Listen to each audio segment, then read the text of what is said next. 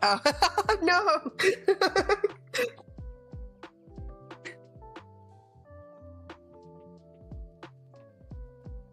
Ad time.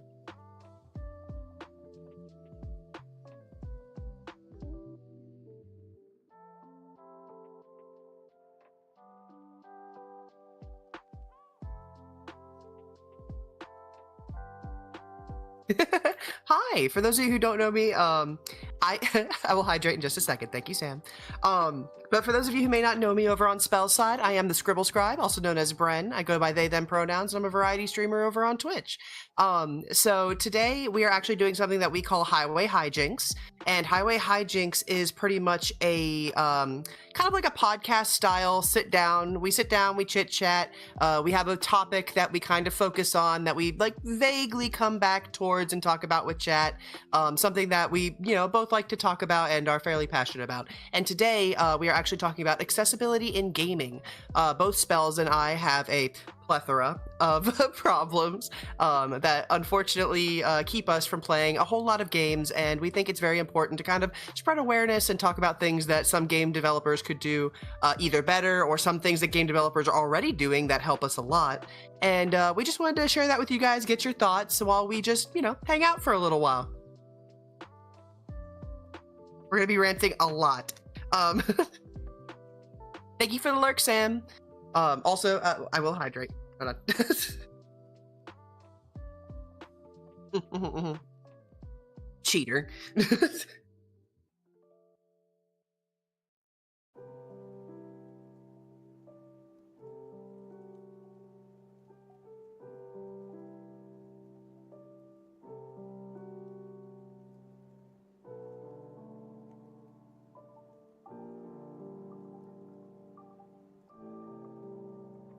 Absolutely. Please, we're on our knees.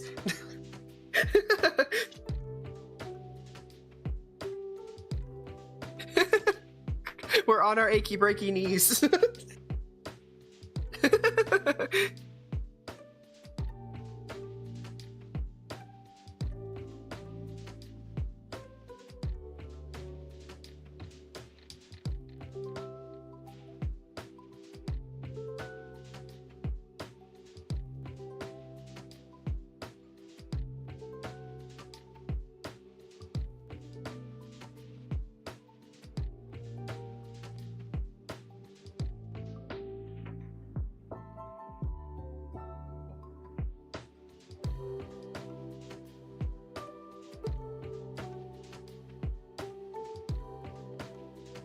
Side effects.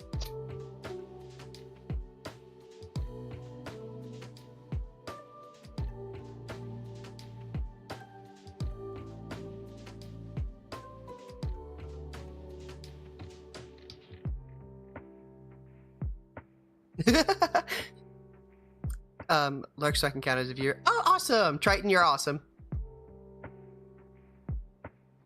But yeah, no, I completely get it. So previously, before so I actually myself just sustained some pretty severe head trauma earlier this year that has led to some similar neurological and brain issues, unfortunately. But previous to that, I actually have some pretty severe nerve damage, particularly in my hands, that prevents me from playing games using any kind of like keyboard setup, which means that if a game does not have controller access, it is very unlikely that I'll ever be able to play it.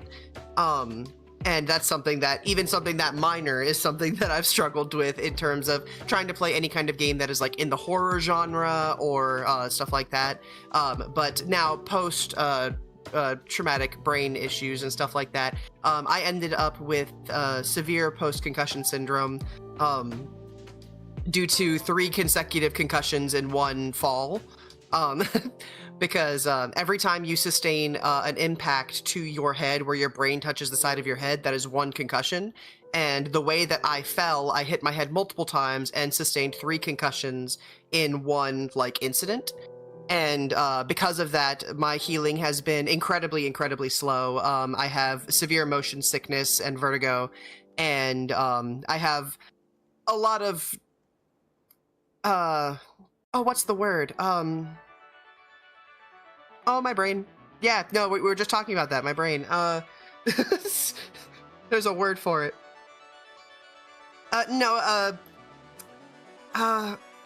Like learning how to live with things. Adjustments. I have a lot of adjustments that I'm making and learning, and that includes within gaming. So that's something that I have been kind of like figuring out as we go. One of them, I think the most prevalent one, is that I can no longer play a lot of first-person games without feeling like I am going to throw up.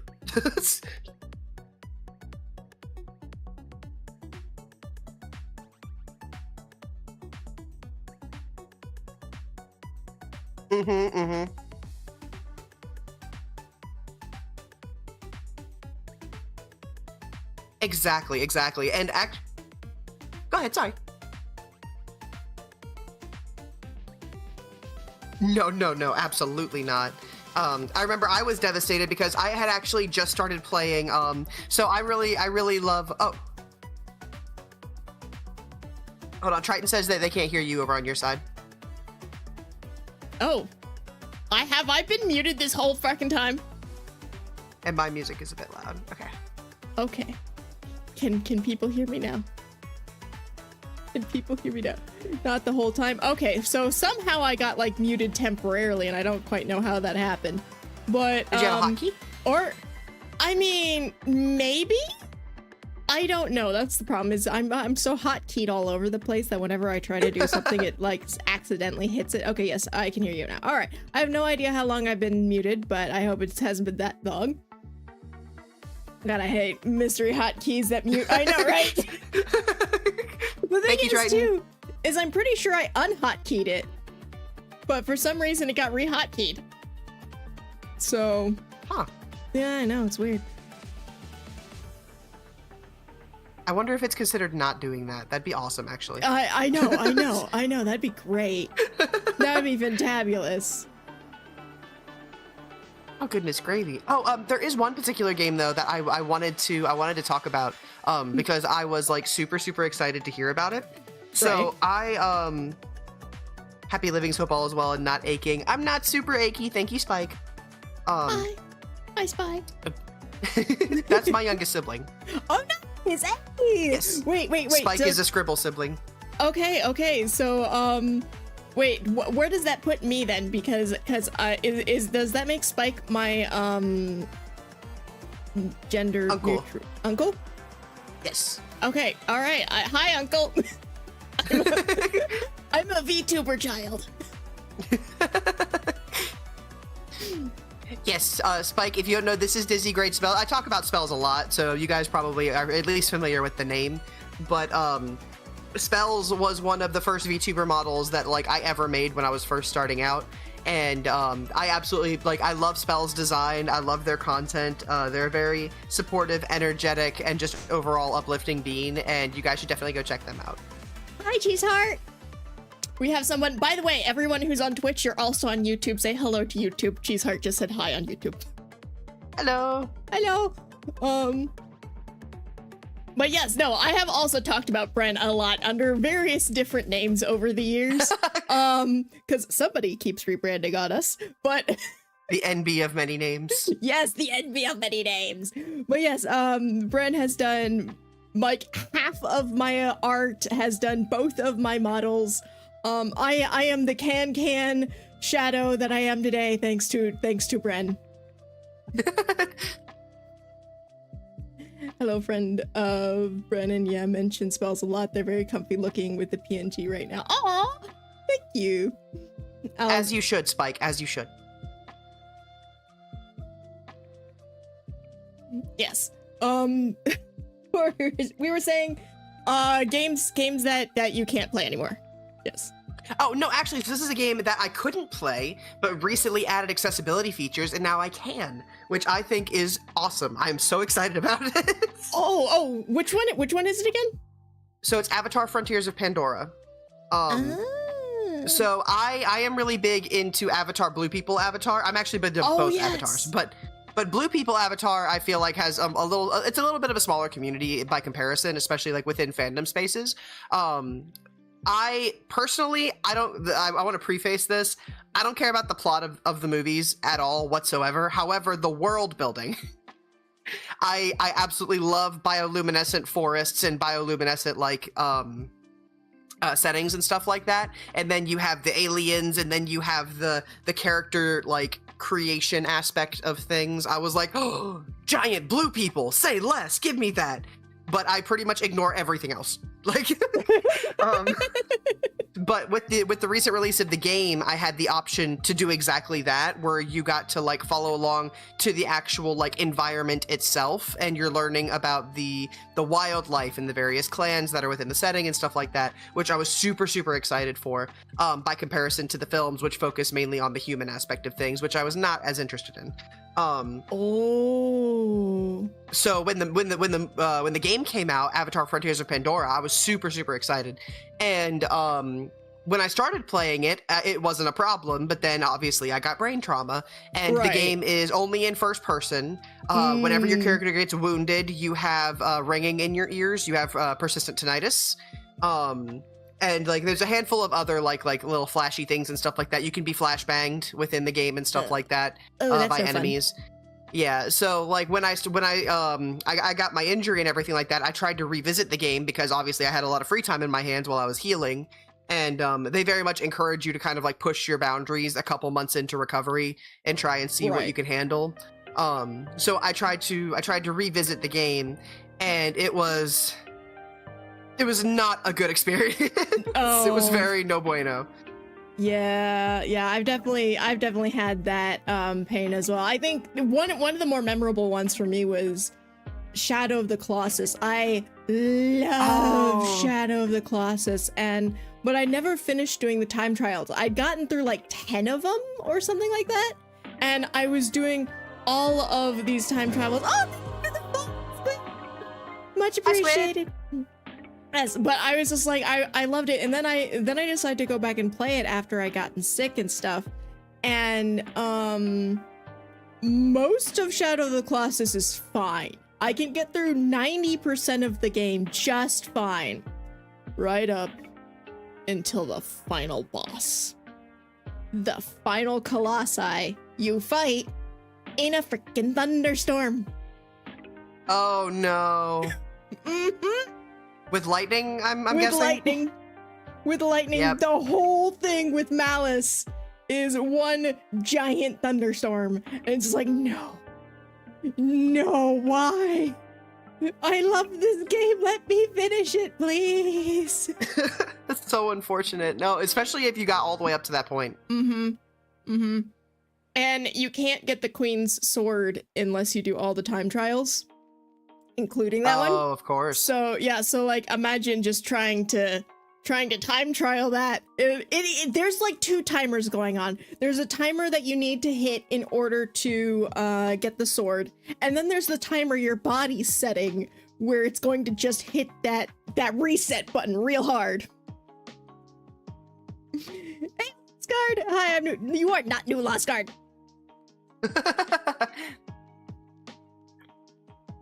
That's gotta be so frustrating. Write down notes. Thankfully,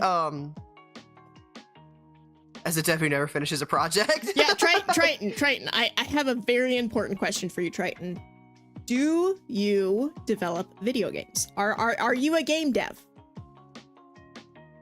Because if you are, I have resources for you. Because I tried to. Well, would you like the resources? We got a very dark light type person, so I don't have much of a bright time. Any flashbangs or just bright white loading screens can just be a solid minute. So I'm just panicking while seeing God before I realize I'm hitting a plant. Sure. All right. Yeah. So this is one of the reasons why I was just like, I need notes for this, because there are 2 websites that I find that are very, very important when it comes to gaming accessibility, which is the Accessible Games Initiative, and then the Gaming Accessibility Guidelines, which is one that, like, anytime a dev is just like, oh man, I'd love to add some stuff, but I don't know what to add. And I'm like, here, just this entire website will tell you what to do. Have fun with it. which just I'm begging you. Let's Then go. car Hi, scares me. bite. But yeah, that's why I was just like, Bren, I'm gonna do some homework for this, just in case it came up. I wanted to absolutely. have this this website just ready to go. We can go for whatever we want with that. No, don't lick me. You don't know where that's been. Don't lick links. Yeah, don't lick link. Well, okay, wait, no, hang on a minute. Which one? No, spells. Because if Put we're that talking down. Tears You of the know Kingdom, where it's been. I mean, if we're talking Tears of the Kingdom, I know exactly where he's been. All right, I'll just chuck him in the water with Sidon for a little bit, and then it'll be fine. Devs are trying to do the more colorblind mode, change health bar colors. Oh yes, no, that has been. I've heard a lot of people that have been extremely excited about that. Wait, that is one of the accessibility features that Avatar: Frontiers of Pandora actually added. Oh yes. Yes, yeah, no, the colorblind is actually really, really important. Although what they have to do is they have to not pull an atomic heart. Did you hear what Atomic Heart did with their colorblind mode? So the colorblind modes are meant to allow people who are colorblind more easily see the game, right? You know, they change, most of them, the current common practice, which is really not a great practice at all, but it's the easiest thing, is you just put a filter over the screen, boom, done, colors are changed, right? And a better way to do that would be to do something like where in Street Fighter, I think it was Street Fighter, it was one of the fighting games where instead of like, they put textures over each of the characters. So like one character got like hearts and one character got like stars, and that's how you told the difference between the two. So rather than colors, it used shapes, which is a really smart idea. But it might have been Tekken, yeah. But one of the things, what Atomic Heart did, they went with the whole, you know, color filter idea.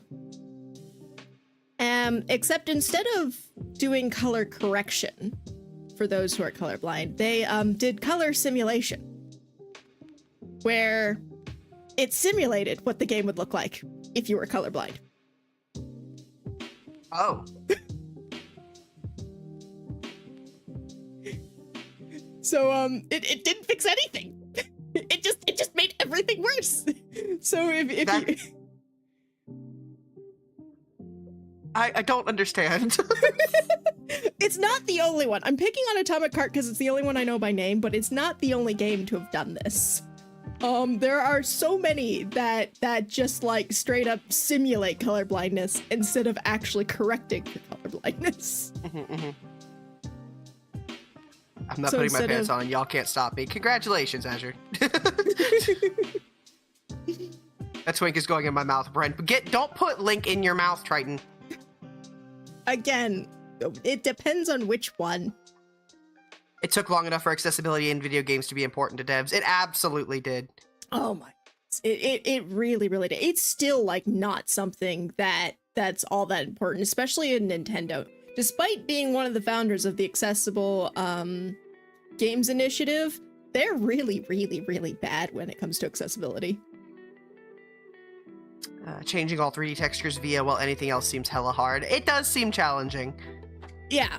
Yeah, Instead, I mean, that you just that overlay is, a whole like bump map grayscale. Yeah. I mean, that is the thing, is that designing for accessibility is very difficult, and a lot of the times you have to go into your game knowing you're adding these accessibility features and getting these things built in from the ground up, because you can't, like, a lot of them trying to add in post hoc or later in development is going to be a giant pain or just straight up impossible. So you have to, so some of them you can do, some of them you can do just fine, but others it's like it needs to be built in. Yeah, so it's like, you have to be thinking about us, please, we're begging you. Yes. And here's the thing though, is that one, being disabled is the only minority community that you can join at any time. This is not you a know threat. What? You're not wrong. It's a promise. Anyone who lives long enough will join the disabled community either temporarily or permanently. And interestingly enough, Nintendo's very own Sakurai discovered this. Oh, okay. Yeah, during the course of developing the new Kirby Air Ride game, he broke his hand. Or did something to his hand. Yeah, so he could only play one-handed. And surprise, surprise, Kirby is the very first Nintendo game to have its own accessibility menu. Twinkies, what are we doing? We're talking about accessibility in video games for people who are disabled or have issues with a lot of like things within the gaming industry, how we can improve them, and how mayhaps we have our grievances with them. Yes. The other surprising though stat is this comes directly from the World Health Organization. How much of the world's population would you guess is disabled?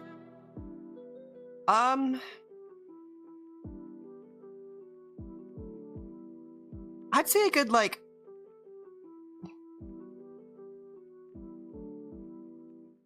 I'm thinking like 40s. 40%?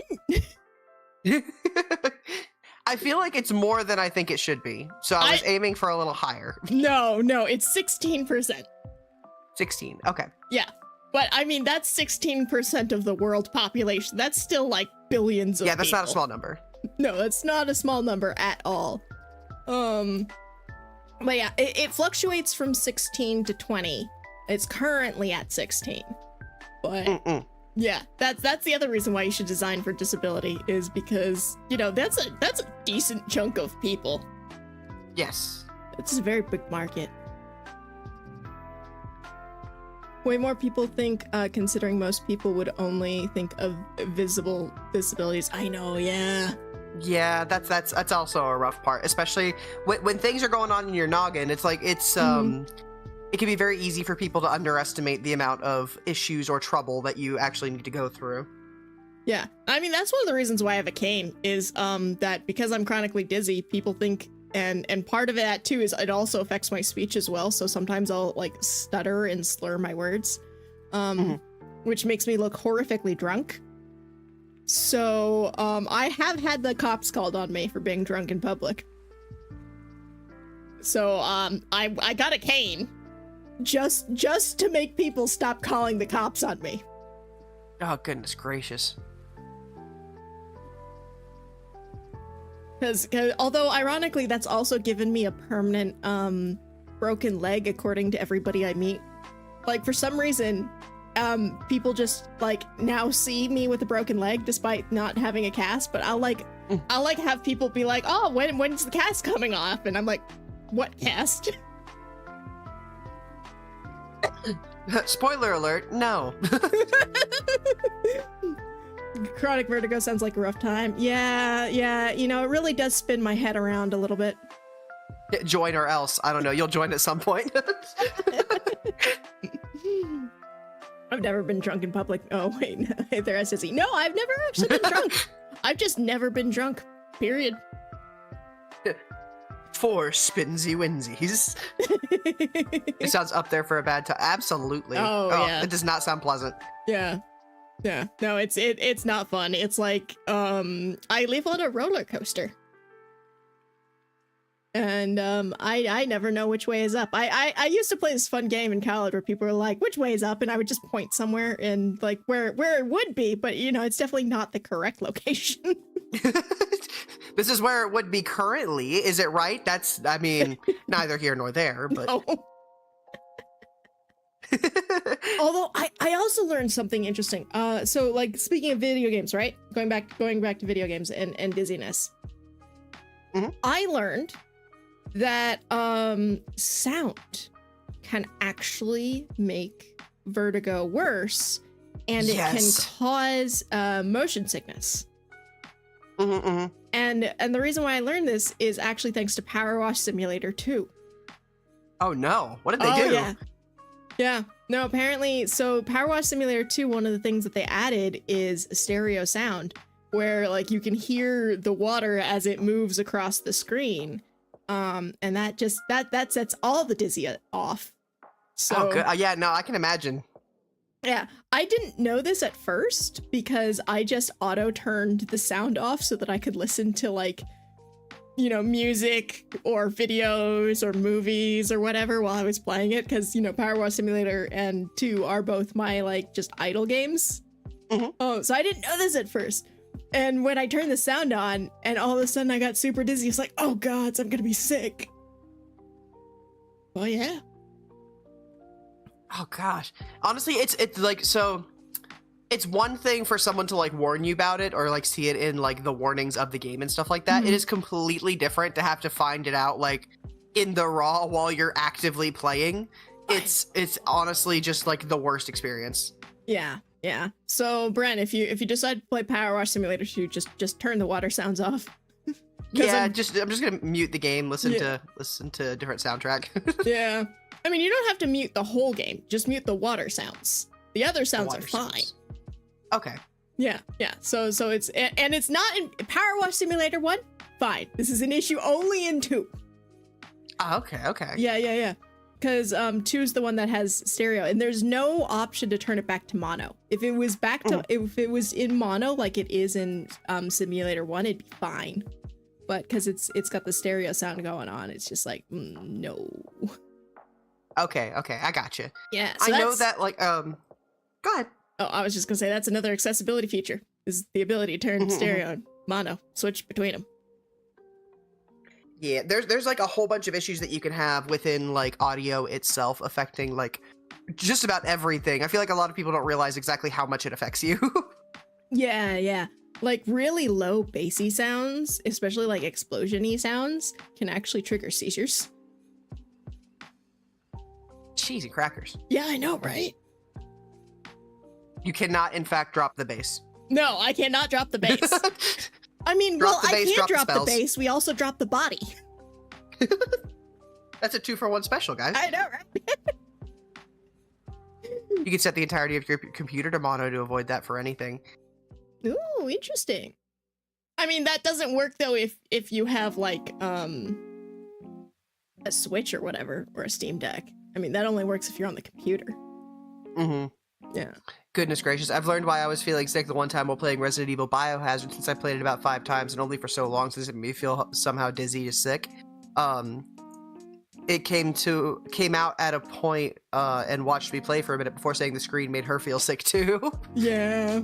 So sometimes with stuff like that, depending on what it is that's affecting you, turning off motion blur can help a lot. What is the other one? It's like VSync or whatever. Yes, VSync. Yeah. VSync can also turn that off. Turning off head bobbing and adding a reticle as well. That's another option that devs can include, is if they put like a reticle in the middle of the screen, that can reduce motion sickness. Something that helps me a lot with a handful of games is that I have to play in windowed mode. Having the stationary screen around the moving parts helps significantly. Oh, okay, all right. For me, it's the size of the screen. So, like, if it's smaller, I'm okay. But if it's, like, bigger, then I start having problems. Gotcha. Thank God. Let the bodies hit the floor with the bass. Yeah. Yeah, exactly. Drowning Pool is currently on their way for copyright infringement. They'll never catch me, Azure.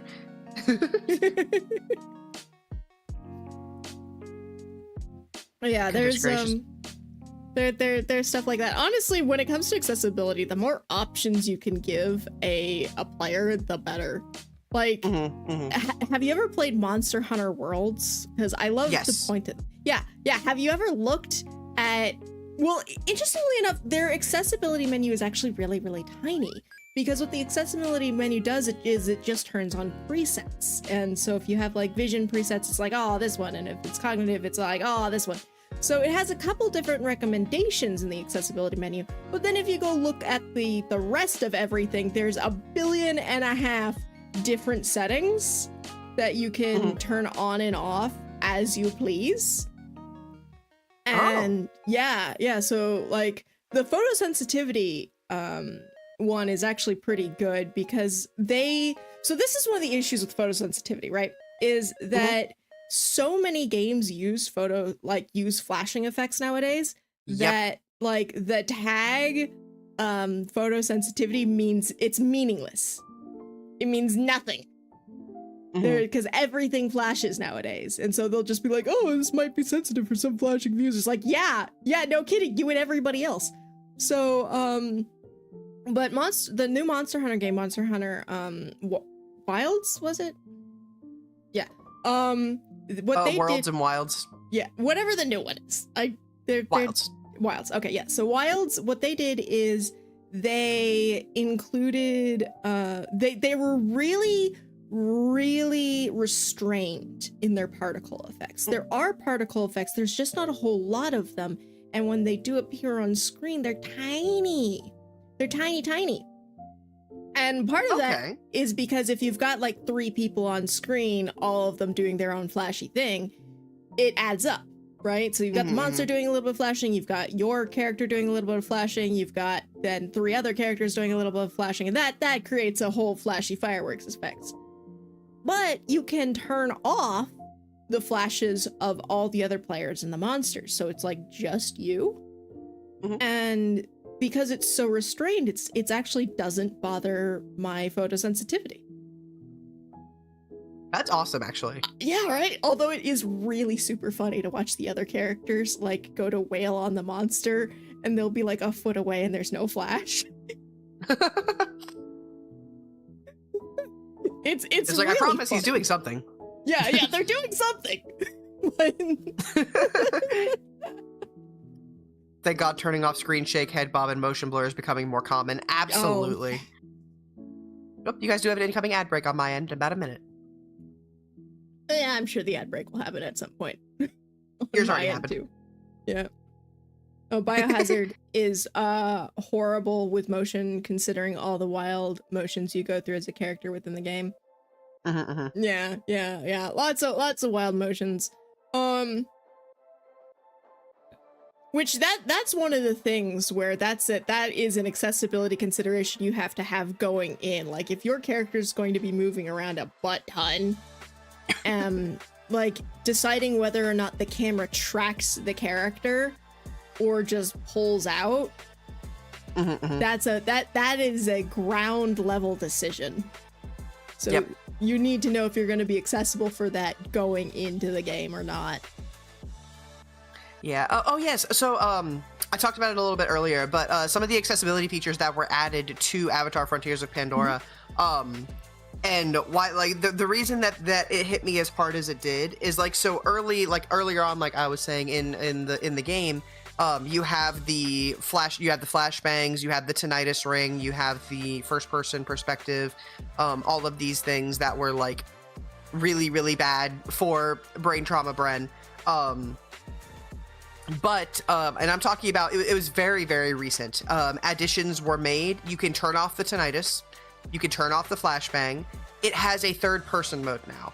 Yes. I was so excited. You have no idea. Like I feel like sometimes they don't realize exactly what it means to us. Yeah. To be able to play our favorite games again, especially when you have instances where you didn't always have these issues. Right. So it means some media could truly be lost to you. You know? I just remember because my fiance Shepherd, she's actually the one because she plays as well, and she knows how like really heartbroken I was over not being able to play it again. And she was like, "We just got a really big patch," and I was like, "Oh, that's cool," but I was like, kind of like, "Oh man," and she was like, "No, they entered a third person mode," and I was like, "Say psych right now." Yeah. Maybe I should. I was like, please work. I had my fingers crossed. I had everything crossed because like since I was also really happy about the tinnitus because I have tinnitus already. I have constant ringing. So like I was like, I really don't want to double down on that if we can avoid it. Like right. Oh, thank you for the hydration. What are you hydrating with? You just got water? Yeah, I just got water. Yeah. I was sippy. I remember one of the big hits for me was actually while I was playing. So, have you ever played Tunic? Tunic. I have not. The name sounds familiar, but I haven't heard it. I haven't played it. It was an indie darling a couple years back when it launched. Unfortunately, you will not be able to play it now. It is sadly locked off to you. But it's Zelda. It's basically Zelda meets Dark Souls, kind of. Like it is a really, really tough Zelda-like game. You play as a cute little fox in a tunic, and you've got a sword, and the enemies are spells coded. Yeah. The enemies are really hard. If you go sit at a bonfire, all the enemies respawn. And oh, by the way, you can't read anything. You can't read. Yeah, no, it's in its own language, and like you can even pick up like pages in the game that are from an instruction manual. You know those old school instruction manuals from like the 90s that you would get with games? Mm-hmm. You can collect that, except that's also in a language you cannot read. So the game's main currency is knowledge. And yeah, so just learning how to play the game, like all the instructions are in a language you cannot read. So you have to just try to kind of poke and prod and figure out not just what's going on, but how to do literally anything. It's this awesome puzzle game. And I got 2/3 of the way into the game where I needed to beat these 3 bosses, and then I could go take on the final boss. And all 3 of those bosses caused a seizure. No, oh, that's so unfortunate. I know, it was really bad, and I was playing it on stream too, and I just broke down crying. Yeah, no. Yeah. Oh, that would be so frustrating. Yeah, but one of the bosses is the librarian, who you go up on top of this tower, and the whole boss fight, the screen is spinning. Just the entire boss fight. Mm-hmm. Thank you for the follow, Boy Wally. Welcome in.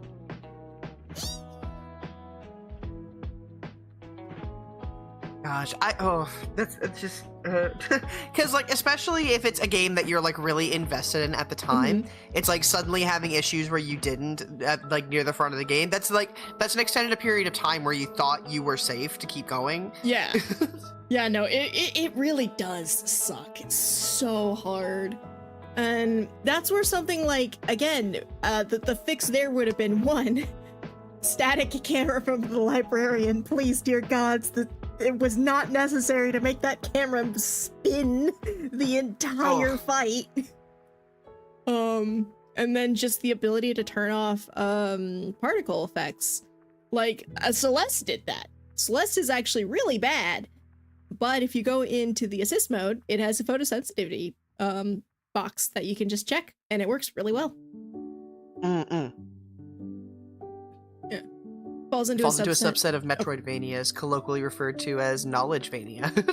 Oh, really? Oh, yeah. Oh, we got rain. Thank you for the lurk. We got hello. I got it. Best Fiend rated us. Hey, Best Fiend, me. Should I, Bren, should I do the thing? Yeah, go ahead. All right.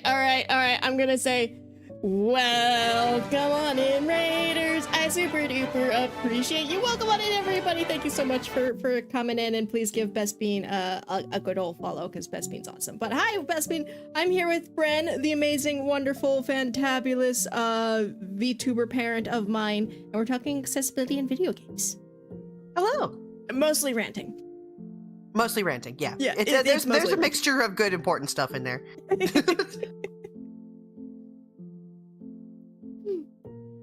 Yeah, but I didn't know that there was Metroidvania had like a subset called Knowledgevania. That's really interesting.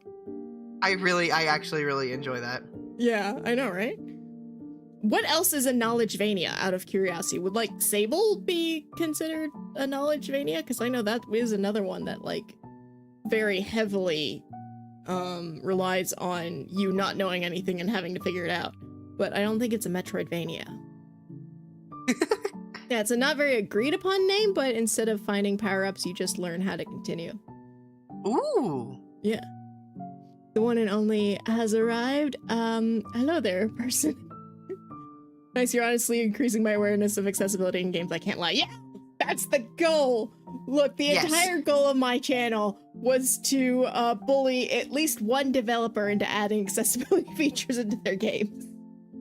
You know what? That's honestly an amazing goal to have. Actually, cleared that goal. I had one developer who went and added more accessibility features into the game after amazing. I reviewed it on the channel. So, what's Dead Cells considered? I've never played Dead Cells, so I have no idea. I think Outer Wilds was the first time the name started popping up more regularly. Knowledgevania? Road Yes. like Metroidvania. What Blueprints? I mean, it's not a Metroidvania. It's a what's the word that Hades is? Roguelike. Yeah, roguelike. Thank you. Yeah, it's a knowledge like. I could see that. Yeah, right. Yeah, no, especially the first one. Mm-hmm. But no. Have you played Blueprints? Everyone's been like, I know everyone's been ranting and raving, but yeah, a knowledge. No, I have not. Yeah, I haven't either, but I've just heard that it's supposedly really good. And that it's again, it does traffic in that whole part of the game is learning how to play the game. We're not gonna tell you. Traffic? Wait, traffic? What? I think I misheard you. I heard the word traffic and I was really confused. Okay, yeah, no, now I'm confused. It's a confusion circle. No, it's knowledge. Basically, you need to learn how to play the game, and it does traffic and knowledge. That's fine. Have either of you played Franbo? I have forgotten if you have Eldest, but I remember. I don't know what Franbo is, so no. So Franbo is a horror game, but it is a point and click style. It is, it's got a lot of like really gruesome imagery, definitely like be warned. But it was one of those games that came out kind of in the peak of having the era of like kind of more like childish themed horror games where you're exploring as someone young who doesn't quite grasp the concept of the like severity of things that are happening. Right, so it's the kind of game that makes me cry under the table. Yes, absolutely. It's not like I was saying though, it's point and click, and it's like almost everything is kind of like it's almost Paper Mario-esque, honestly. It's very like two-dimensional. So it takes away a lot of the like inherent like tension and horror, like the initial suspension and stuff like that all comes narratively as opposed from visually. Got it. Yeah. Oh. It's not a bad game. I've seen a couple different playthroughs of it. I haven't played it myself though. Oh, that actually reminded me. So speaking of horror and accessibility, did you hear about Peak? Peak? I have not. Yeah. Well, do you know what the game is? Yes, I know Peak. Yeah. So, in Peak, basically there are spider enemies, right? Well, one of the updates, like Peak needs to give, like, I gotta give so much credit to Peak because not only is Peak basically just a, an MVP that came out, like one of those game jam games that they just released into the ether and became super popular. But they have been spending multiple updates, not just adding accessibility features, but highlighting the accessibility features in their trailers for these updates. That's awesome. Right? And one of the things that they did was they created an arachnophobia mode where any of the spiders got replaced. However, a lot of the people who have arachnophobia were like, yo, you replace the visuals, but they still sound like spiders. You've still got the scary, spooky spider sounds going on, and that's a problem. And the very next update, they're like, hey, we fixed the scary, spooky spider sounds. We heard you. What do they sound like now? I don't know. I was about to say, did they just mute them, or? I'm not sure. I know that there's one game that had an arachnophobia mode where they just replaced it with PNGs of kittens, and the spiders and the spiders go like they just like mule, and that's adorable. So you'll be like wandering around with like a gun in the wilderness and just hear and that means spider nearby. I know that there was one particular game. I don't remember which game off the top of my head. It's been a minute, but that replaced all of their spider fights with like slimes instead. Oh, nice. You can even turn off cannibalism as part of the accessibility features. Well, that's nice. Yes, you can turn that off. I will say though, I do have to dock. I have to dock peaks and points though for the accessibility features because they added a photosensitivity mode. That Monster Hunter Wilds, Bren. Oh, thank you. Ah, yeah. So yeah, Monster Hunter Wilds turned their spiders into slimes. Oh, nice, nice. I kind of want to go see what that looks like. But what if they just say Bing Bong or both at the same time in the little Bing Bong's tone? Nice. It's just a horde of Bing Bongs descending upon you instead of spiders. Oh, that's terrifying in its own right. But yeah, so one of the things that I do have to dock peek for is their photosensitivity mode doesn't actually work. Oh man. I know, right? Because I'm not sure what it was meant to do. But if you go into the ice zone, it's at least the last time I checked, because when it first came out, my friends and I got super excited. Where it's like, oh, maybe I can finally play the game. And so they checked it for me. And like they went in and they're like, okay, here are the problem areas. Let's go see if this worked. One of the problem areas was the mushroom, which we couldn't tell if it did anything for the mushroom or not. The mushroom was still bad. But it also, if you're in the ice area and you're freezing, the screen flashes to let you know you're freezing. Oh no. So it's just like, I don't know what the photosensitivity mode was supposed to do, but it ain't doing it. That's just unfortunate. Yeah. The ice zone is so bright. Yeah.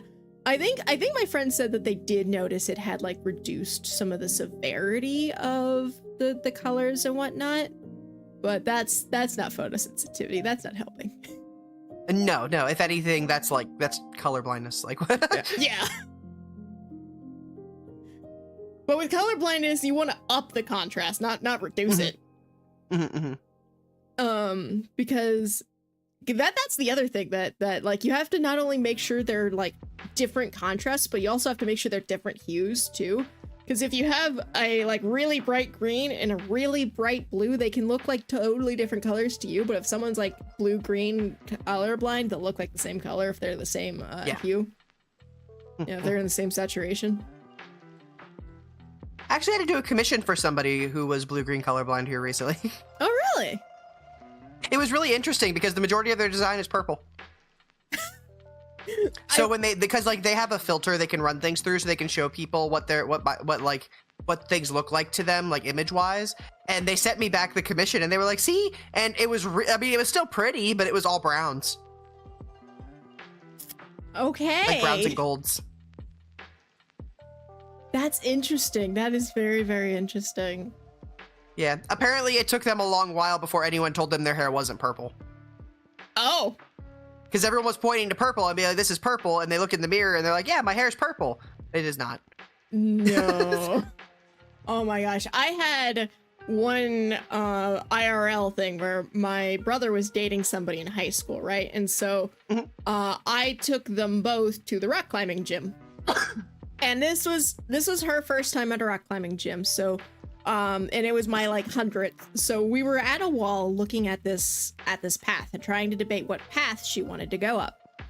And so I recommended going up the blue path. And she's like, "All right, cool, I'll go up this way." And then I was like, no, that's not where the path leads. You have to follow the tape. And she's like, "Okay, yeah, so I'll go up that way." And I'm like, no, that's the wrong tape. And it matters because we were trying to let her go up an easy route. And the tape let you know, like the colors let you know what the difficulty was. So it's just like, okay, you have to go up this way. And she's like, "Yeah, go up that way." I was like, "No." And it started to actually turn heated. We were fighting because I was like saying, "Hey, let's go up the blue route." And then she'd start by thinking like, "All right, so I'll go up this route," and then would switch to a green route. And then it kind of hit me. And I stopped and I pointed to the blue route tape and I pointed to the green route tape. And I was like, "All right, this color and this color." And I looked at her and I went, "Are they the same?" And she goes, "Yes." And I went, "No, not even close." Like, You are colorblind, my dear. yeah, yeah. No, you are super colorblind. And she's like, what? And I was like, you need to go get tested because you are blue-green colorblind. And she went in, and she didn't quite believe me. She actually got a little bit huffy about that one, but then went in and got tested and was like, yeah, so I'm like super colorblind, it turns out. The things we learn. Yeah, I know, right? It's like, it's one of those things that all kids should get tested for, but they don't do the tests in schools and stuff where it'd be really easy to do because that's not the place to find out you're colorblind. Mm-hmm. It's kind of like, it's actually the same reason why they don't do, sex genome testing in school, is because it's actually really, really easy to, like, as an experiment, to, like, have people go in and test if they're XX or XY. Mm-hmm. Except, not everyone is XX or XY. Yeah. And school is not the place to find out that you're different. Yeah. Probably should do that somewhere that, like, the safety of your own home kind of thing, you know? Yeah. I actually have a friend who, was a quote-unquote, XY girl. Oh. Yeah, they're trans, but, at the time, they hadn't come out as trans, so was still going by she, her pronouns. And we were sitting in biology class in college. The professor is going on and on about how XY and XX, like how you can be XXY or XYY, stuff like that. And they just go, yeah, I'm an XY girl. Like, just in biology class. Well, now you have become the lesson. Congratulations. Yes, and I was just like, I don't have time to process this and also take notes. So I'm just gonna take notes. It's like, that is fascinating. It was like, not the place to tell me, though. Like, I don't mind if you want to tell me, that's great, but, like, time and place. I can't rock climb to save my life. I can rappel like a wizard, though. My body won't allow me to carry my own weight up a wall. Yeah, no, it actually does take a lot of strength to lift your own weight up a wall. I did parkour in college, and I learned that it takes a lot of training to get the strength you need to lift yourself up. Mm-hmm, mm-hmm. My upper body is awful. Surprisingly, my upper body is one of the few things that, like, still works, but that might just be because whenever I lose use of my legs, my arms become my legs. Yeah, you gotta double down. Yeah. So just, you know, dragging my useless legs across the ground going, So I got gams.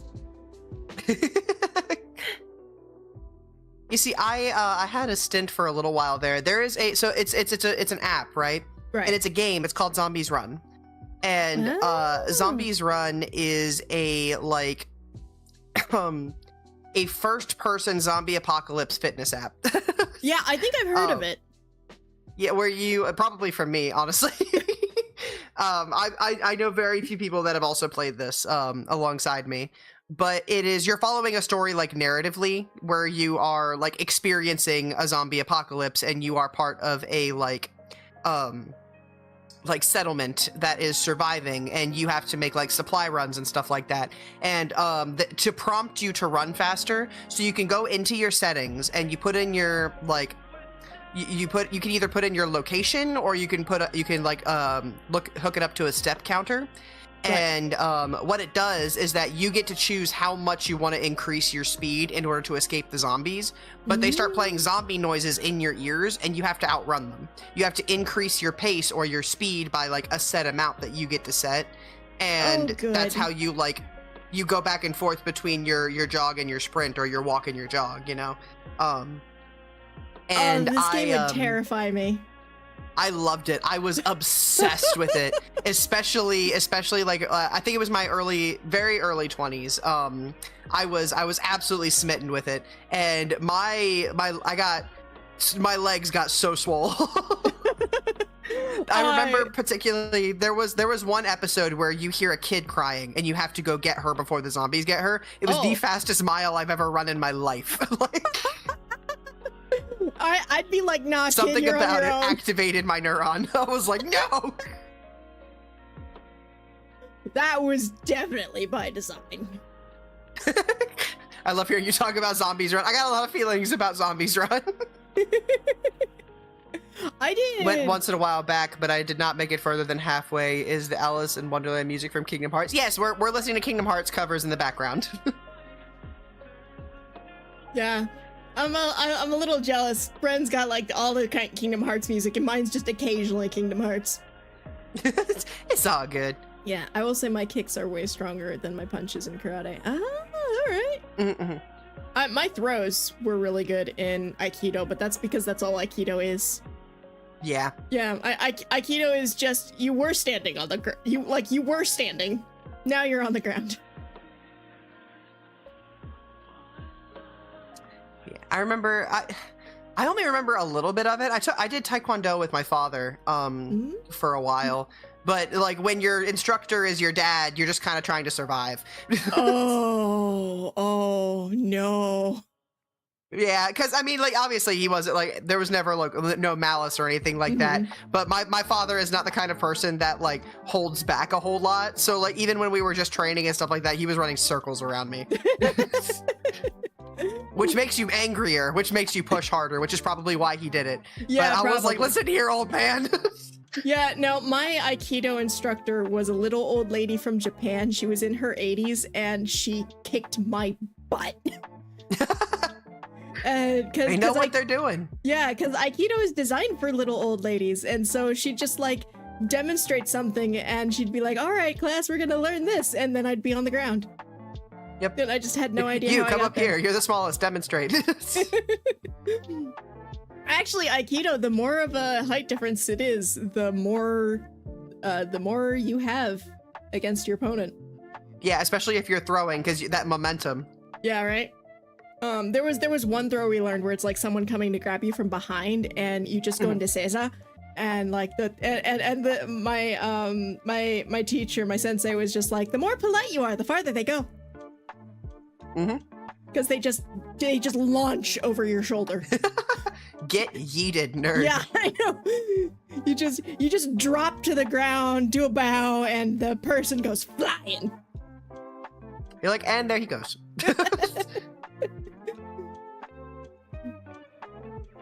Goodness gracious.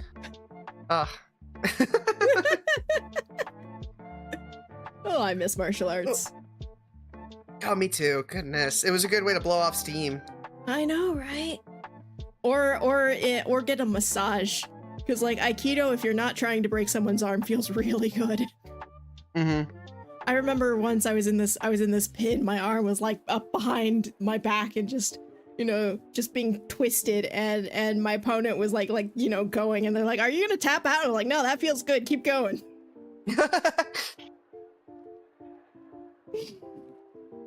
Training got a little ground, though. Me and Ozzy did take some jujitsu. Ooh, nice.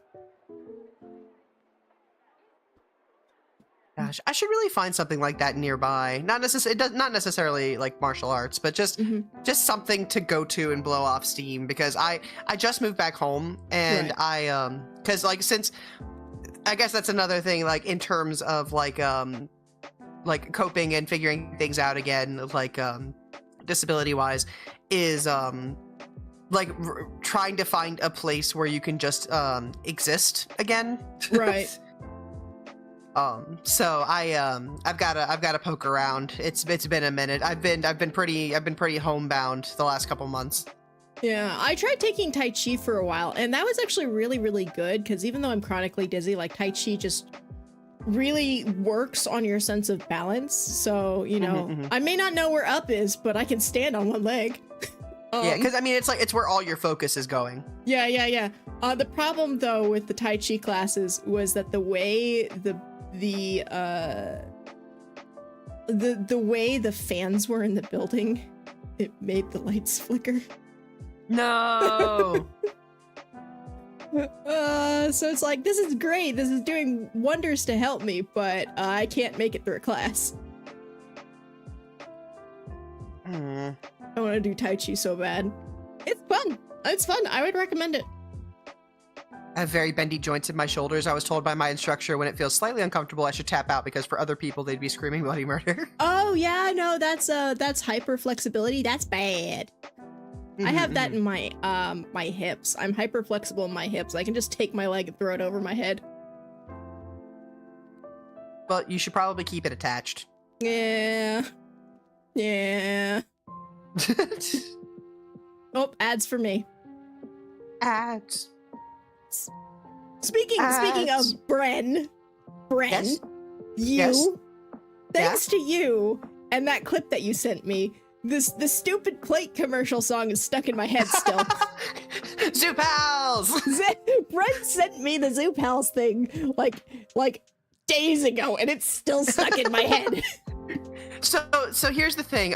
Me and one of my old roommates, whenever we got like really, my mother-in-law calls it family time when everybody's just like hanging out in like the living room or something like that. Everyone's on their phones but not really focusing on anything. We're just kind of chilling, body doubling. My mother-in-law calls it family time. But whenever we would have family time in the living room, we wanted to put something on just to play in the background. So I would look up these giant compilations of 90s commercials just cuz. And we'd be like shuffling around the house going ch-ch-ch-chia. Like, Oh no. just like there were so many that just got stuck in your head, and it was we had so many good references from that. It was so good. But one of them was definitely Zoo Pals because it's like one of the most memorable 90s commercials. Yeah, all right. No. Here it is. New video game horror idea. It's just 90s commercials. It's just 90s commercials. You're stuck in the 90s commercials and you have to try and get out. Make it the Snapples commercials. Those things were so unhinged. I didn't realize how unhinged they were until I went back and watched them again. The Snapple commercials are crazy, dude. Like they are, yeah, no, they are unhinged. Although the one Zelda one where they did all the dancing. That one was Five fun. Gum. Yes, the Five Gum commercials. Moon shoes. Yes, moon shoes. We had 50 amazing facts from Matthew Santoro. Yep. We used to watch that at the house when we were younger, because he just made video compilations of just interesting things to learn. I mean, if you want compilations of interesting things to learn, Casual Geographic is the best way to go.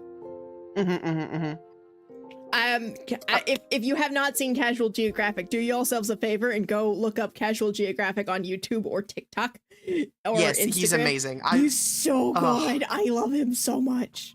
I watch so much Casual Geographic. I watch him, and so like, I know both of us had interests in biology, but I believe we had like, we were right in the Y in the road, the fork in the road, because I wanted to be a marine biologist. Yes. For a very, very long time. I love marine life.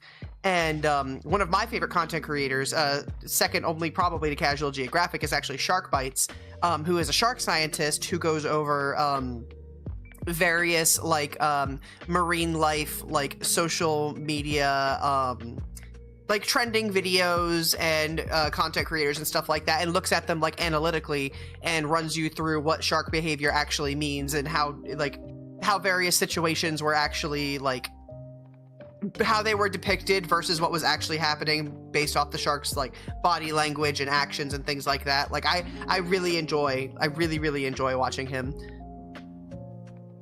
I need to say something. I miss your rabbit Bren. hole so bad. Listen.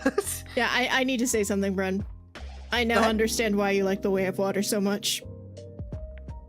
Listen, no!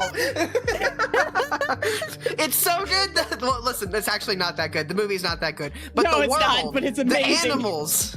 Listen. Listen. I know. I went and saw the original Avatar 3 times in IMAX because my wildlife biologist heart just went, the animals! Right? Oh, I bet you loved the Viper Wolves. I did, yes. They're my favorite. I figured. Yeah. There was actually, so we should watch this at some point, Spells. There was a content creator that made I think it's almost a 2-hour long video. And it is literally a like like a field guide style video of all of the fauna in Pandora that is available to us from the first and second movies. Oh my gosh, yes. No, we need to watch that. Yeah. We need to including watch that. all of the things from the written books, like all of the written biologist books and studies from the creators and everything like that. Like it's everything he could get his grubby little hands on, and I watch it regularly, I'm not gonna lie. Like it's just really interesting to watch. And there's some animals that didn't make it into the film that I'm very happy didn't make it into the film because they're terrifying. Yeah, no, I know that they got like actual biologists and ecologists to come in and help make the world. And let's be honest, James Cameron just made those movies so that he can fund his Titanic trips. Yep. Yeah. Well, there was because there's several documentaries and stuff like that that have been released that were also done by James Cameron, and it was so jarring because the other day, Shepard and I, we were actually watching a it was a marine wildlife documentary. I don't remember which one off the top of my head, but at one point it just paused and you saw the scientist sitting beside James Cameron, and I was like, what is he doing here? Like, that's because he funds all the research. Like his true love is the ocean. He just makes movies to fund it. It's just it's so good, and like that's very, very prevalent in Way of Water, honestly, because like the animals are so interesting. I know, and like they have such a rich ecology to them. Like you could sit down and just create entire lectures on the ecology of this fake world. Exactly, and honestly, that's what really draws me into it. Like I as somebody who like is invested in like the quote unquote fandom, I like I say that because I'm a fan of the world, you know? Yes. Like I don't care about any of the characters at all. Yeah, no, I'm the same way. As I love the world that he's created. The actual main characters, who needs them?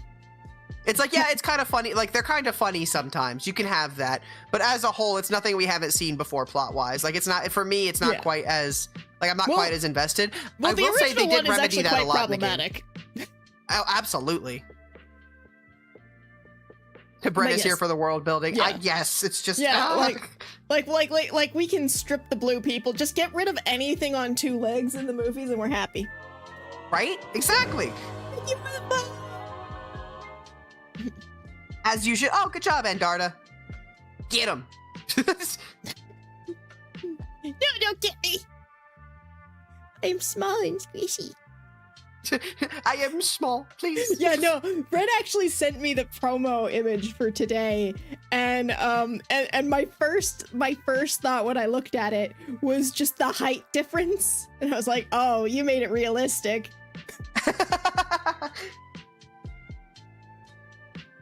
I gotta put it on my to-do list. You need an actual PNG.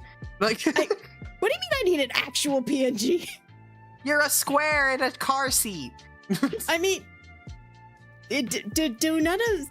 Okay, all right. You know what? Fine. Here, how about that instead? Does that make you happy? Yes. Okay. Although you are now very tiny. Hold on.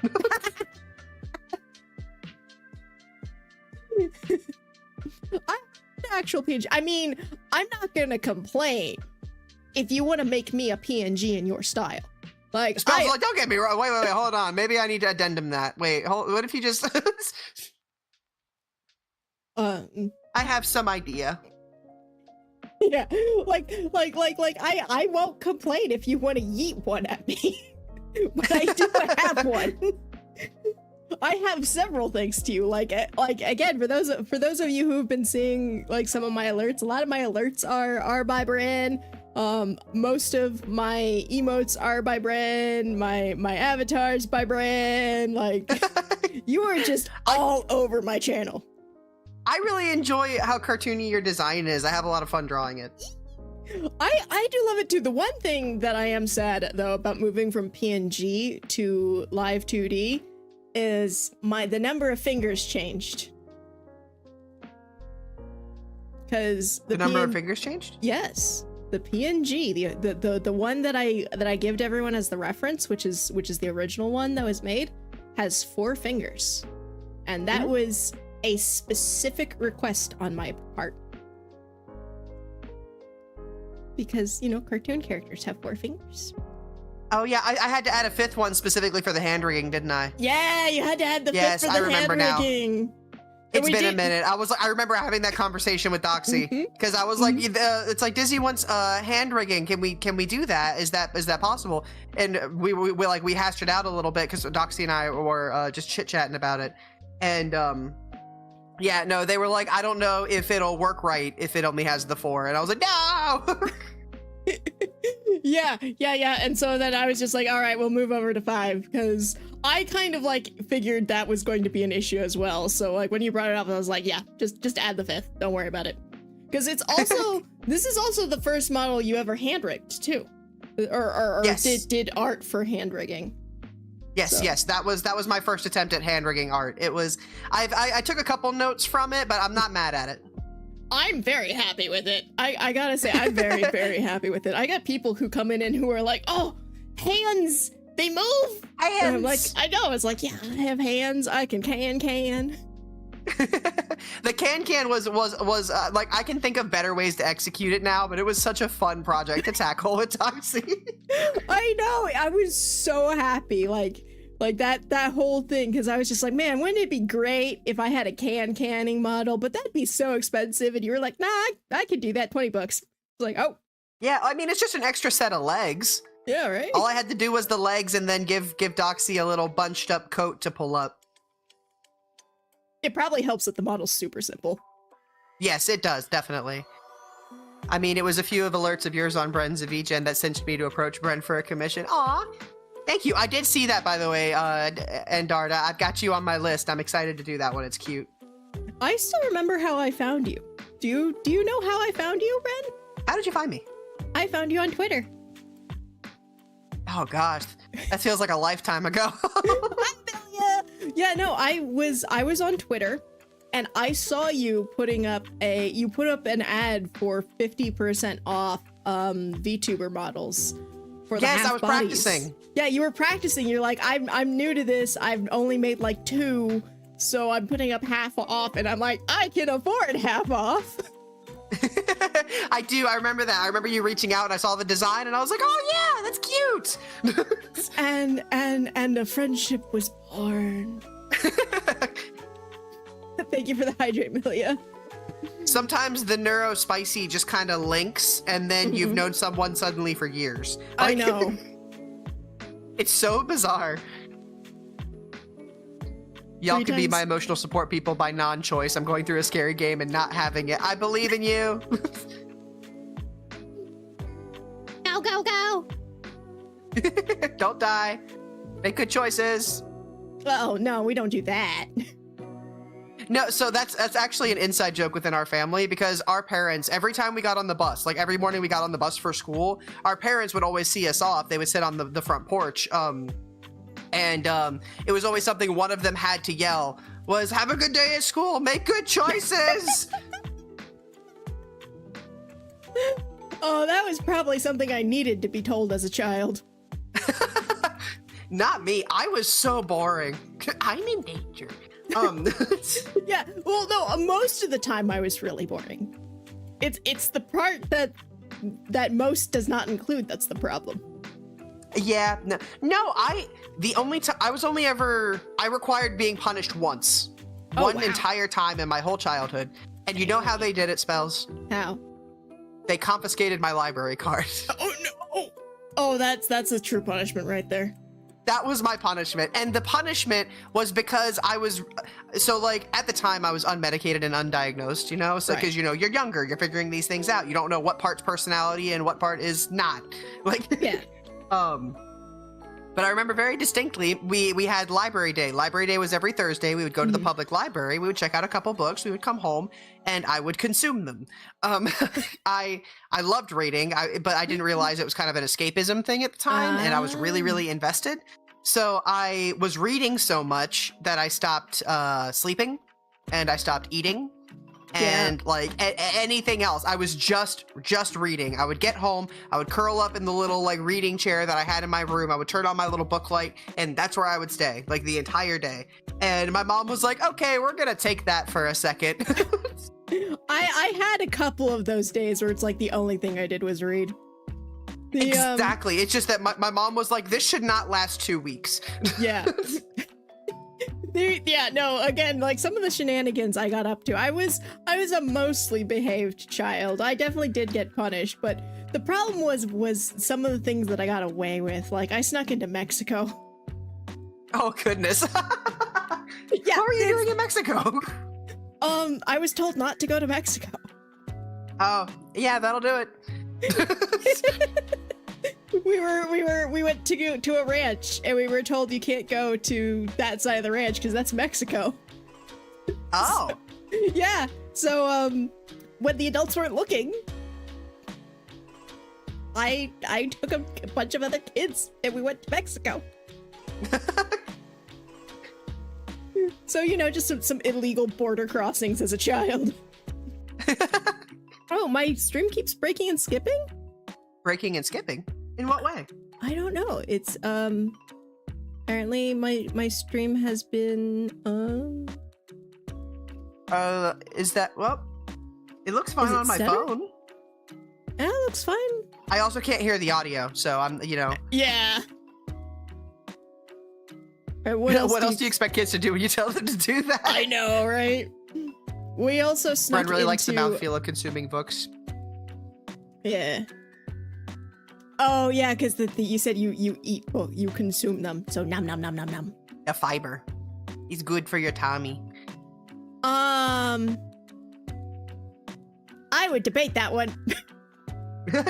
Hey, listen, I know, don't tell me what I know.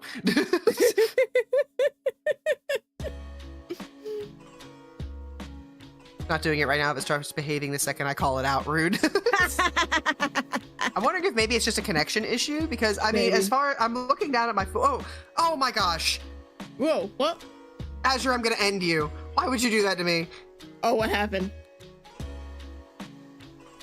1 second. I can't hear anything. I'm getting rickrolled.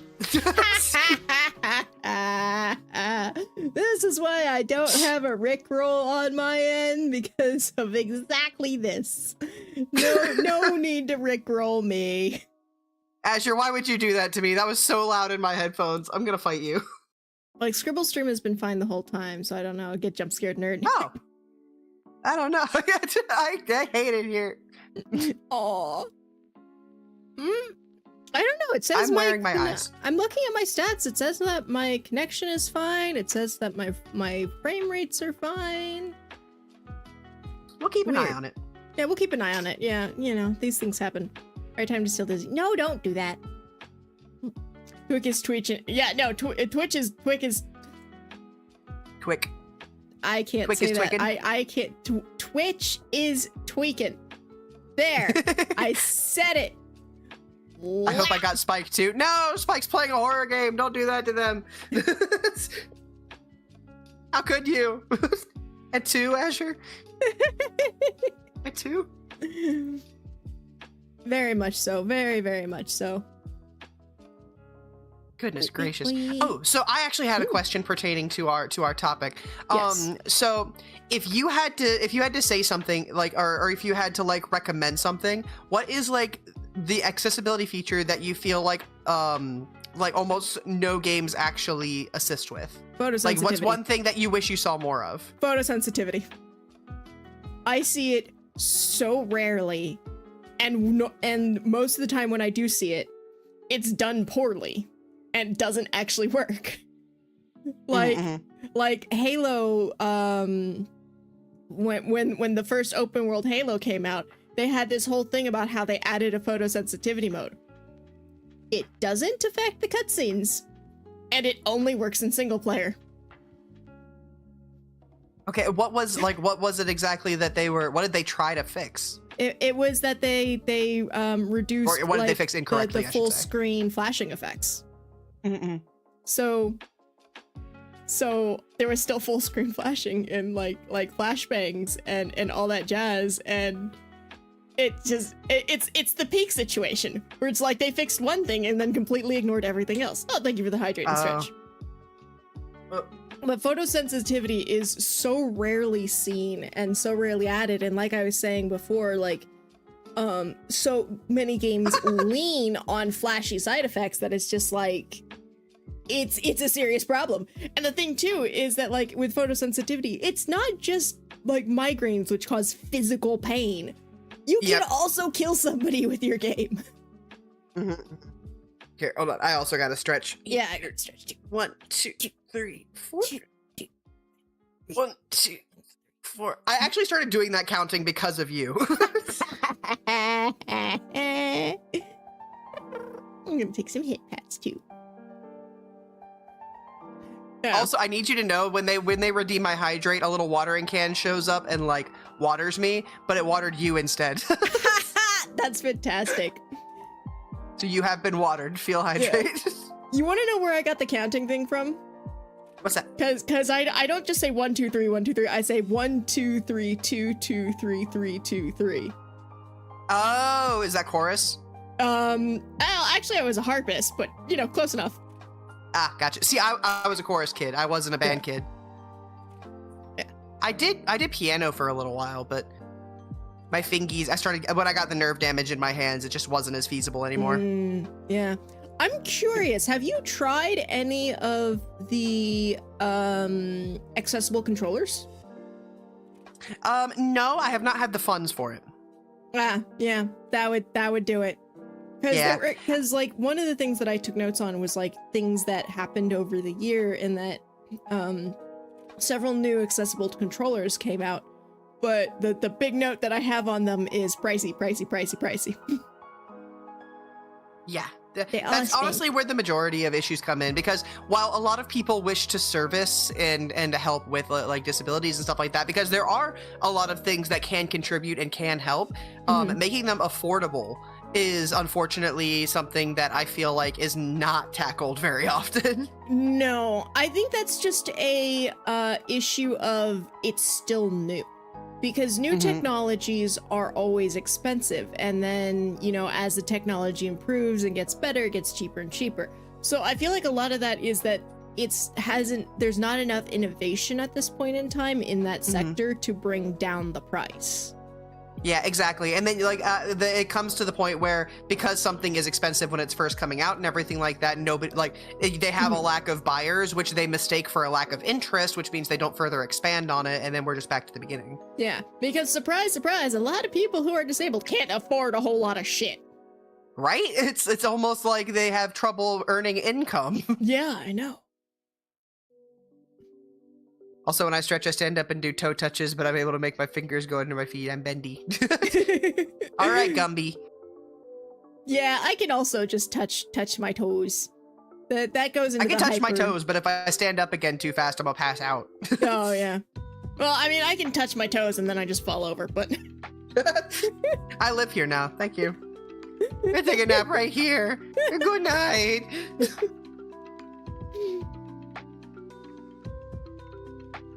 Ooh, Destiny Island. Oh. What's playing on my end? I've got Crossing Those Hills, which is Final Fantasy VII, I think. I used to put the Destiny Islands theme on when I could not sleep for the life of me. I would put this on repeat on my PlayStation 3. Oh, that makes me feel old. But like I had the little music player downloaded with totally legal music all over the music. And I would pick the Destiny Islands theme. I would put it on a loop, and I would just put the screen on dark and lay there and just listen to it over and over again. Aww. You know what I find is just the ultimate snooze button in What's that? In gaming? Austin Wintory's Journey soundtrack. Ooh, that yes. Go ahead. Yeah, I was just gonna say that has never failed in my experience to put someone to sleep. If I had to think of something that's got a really good soundtrack that helps me nod off, I would definitely think of Narnia. The movie? Especially the first movie. Ah. Yeah, no, the first movie, the specifically the soundtrack is just it's a very, very cinematic, and it's just the instrumentals are so good. But if I wasn't falling asleep to that, I think it would probably be again, it's mostly the Kingdom Hearts soundtrack, particularly Kingdom Hearts 2. I really loved the pretty much the entirety of what you hear in Twilight Town. Yeah, that's particularly a good one. Lazy Afternoons though. Yeah, my problem is every time Roxas's theme comes up, I just start crying. Yep, that'll do it. Like, I can't sleep if I'm sobbing. It's the Benadryl effect. You can't be, you can't be sick if you're in a coma.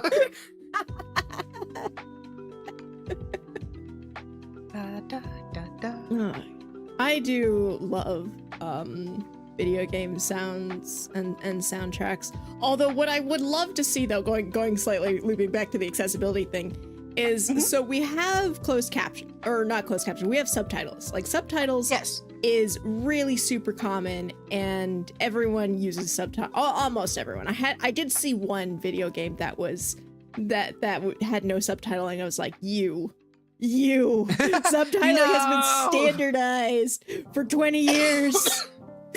Why do you not have subtitles? Yeah, I have a lot of trouble processing things without subtitles. Yeah, same. Yeah, but what I would like to see, though, is I would like to see closed captioning, which is different from subtitling. Yes, very big difference. Yeah, and that closed captioning also includes, like, sound effects. And someone, I think it was Laura K. Buzz was talking about it, who is a YouTuber and streamer who does a lot of accessibility stuff.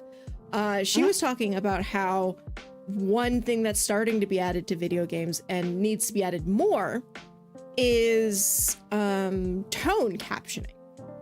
Where tone captioning. Yeah, where it doesn't just say the words, but it also says the tone. And it's like, so it'll say I think it was in the Assassin's Creed, the new Assassin's Creed Shadow game, where it'll say who's speaking, it'll say what they're saying, but then it'll also have in parentheses one word that describes the tone. So it'll be proud. Like haughtily, aggressively. Yeah, proud or scared or That's stuff pretty like cool. that.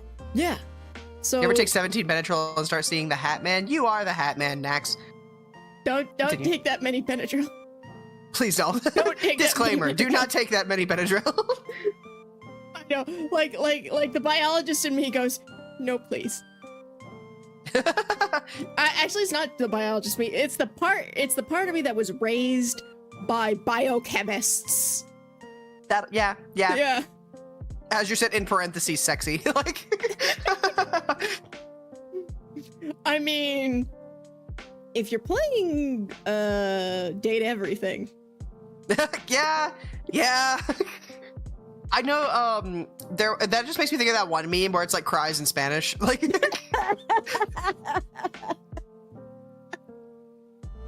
oh god, now I'm just thinking of Teen Wolf where Styles is like, no, you want me to say in Spanish? No. Styles is such a quotable character. I love him so much. He's my favorite honestly character. upheld the entire first couple seasons of that series, and just Styles. Styles. He carried the whole show, let's be honest. Yeah, he did. Like without him, the show would not have worked. Yeah, O'Brien put the work in for that. Did you see him in Love and Monsters? No, I don't think I saw Love and Monsters. Love and Monsters was very, very good. He plays the main character. All right, I have to go see that purely because of him. It's so good. And he plays he actually kind of plays a Styles-esque character. So you know that he's really well seasoned in it, you know? Like, Hi, Nova Man. No, in Spanish. Hi, Nova. Yeah. But oh man, I love that. And then just the ships though, like with him and Derek, like the actors were in on it, but the writers did not get off the picture. I love Love and Monsters. Same, Azure. It's such a good movie. Honestly, so Love and Monsters, the premise of it is what if to stop an asteroid from hitting Earth, they sent a rocket into space to stop it, but the radiation fell back down to Earth and mutated everything that was reptilian or insect. Is this a monster fucker movie? Not monster fucker, no, just monster. They're not attractive. Aww. I don't doubt some people, but it's definitely not that brand of monster. I was about to say, like, are we doing Shape of Water here? No, they're insects and stuff. They're pretty. Okay. I know spiders though. There is a giant centipede, however. Oh, I don't like centipedes. It's one specific scene that it gets, but it's pretty. The animation's really well done. Like, I will say, be aware of the CGI, bird pedal boat scene. That just reminds me of Flow. Which is probably not the vibe that you're thinking of. No. As you're talking about the bird paddle boat scene is the centipede. Ah. The bird paddle boat is on land. It's not in the water. Yeah. Speaking of, if you haven't seen Flow, like, go see Flow. Yes, Flow is so good. I know. Can you believe they did the whole thing in Unity? Ah, that's just chef's kiss. Yeah, they actually said that like something like 80% of the development time for the movie was just learning how to Unity. Mm-hmm. So oh yeah, I can imagine. Yeah. I didn't want to fully spoiler it. I'm not going to go too into detail. I just want to make sure that there is a significant warning on something that actively creeps people out most of the time, like a centipede. Yeah. Is there a spider in Love and Monsters? I can't remember. There is not. There's no spider. Yay, no spider. I am arachnophobic, but only if it's a real spider. That's fair. That's fair. Yeah, like I'm okay with images. Like I kind of get like uncomfy, but when it's the real thing, it's like panic. Man, but them legs, hashtag joke. I / not hashtag. I can't read. No, it's a hashtag I've now. never had an issue. I've hashtag them legs, hashtag joke. No, honestly, I've never had an issue with any bugs or anything like that. I also was like raised barefoot and wild in the woods with my father and my mom. Like they were both, my parents are both very like, my dad would pick up spiders and pretend to eat them, you know, kind of person. Like, well, I feel like I didn't have arachnophobia initially. It developed because of trauma, but it's sort of self-induced trauma in that I had this really, really awful chronic nightmare for like 3 years of a giant black widow viciously mauling like me and everything else to death, and by the end of that I was just like, all right, now I'm scared of spiders. So it is a phobia, but I feel like it has a make sense point, you know? Spiders are valid fear. Yeah, no, I get it. I mean, it depends on the spider. If it's like a jumping spider, not so much. If it's a banana spider. But you guys have an incoming ad in about a minute. It has a sense of reality. Mine developed because of brown recluse. Oh my gosh. Yeah, that'll do it. That would do my it. sister got a brown recluse bite on her thigh one time. Yeah, I don't even want to Google banana spider. The issue with the banana spider isn't necessarily what it looks like. It's the whole it bites you, you die bit. Like that is one of the ones that will take a human out. I do love the peacock spider and his little dance. Yes, I've seen those. They're so cute. You do a little butt wiggle. You know what I love about spiders? Some of them lie. Some of them are dirty, dirty liars. And in that what they'll do is the males, because you know, being an insect, a male insect is a terrible fate. Oh, absolutely. And that the females often eat you when you're trying to make babies. So there's this one species where the males will prevent the females with a gift. They'll buy her food, or not buy. They'll catch her food. I know exactly which one you're talking about. Yeah. They'll catch her food, wrap it up, give it to her, and then hope she's distracted enough, long enough, and likes the food enough to eat the food while they go ahead and inseminate her, and then try to get away before she's done. Sometimes she'll just ignore the food and just eat them instead. But the hope is you get her a nice enough present and she won't eat you. But some of the males are really, really bad at catching food. So what they'll do instead is they'll just wrap up a pebble and try to get in and get out before she notices. A little pebble or like a little cluster of... I saw one do like flowers or something. Oh no, that's even worse. You do what you gotta do, I guess, if you can't hunt. Yeah, so they lie. Skill issue, though. Yeah. Skill issue, roll for deception. It's about a 50-50, buddy. So I imagine once the deception is caught, like, you need to get out of there. GTFO. You know, I had a friend of mine who, instead of GTFO, said GFTO, and since then it has always been a running gag within our friend troop to say "get fucked out." My goodness, my poor dyslexia wouldn't even catch it. It took us a minute. Somebody pointed it out. We were all like, "Wait." It's a group Poor of Isaac. What do you call a group of dyslexics? This is not a of joke. what? It's a genuine question. A group of what? Dyslexics. Oh. A group of dyslexics. I feel like there should be a joke here. Yeah. No, it does sound like a joke, but it's a genuine question. Like, what do we call it backwards? A library.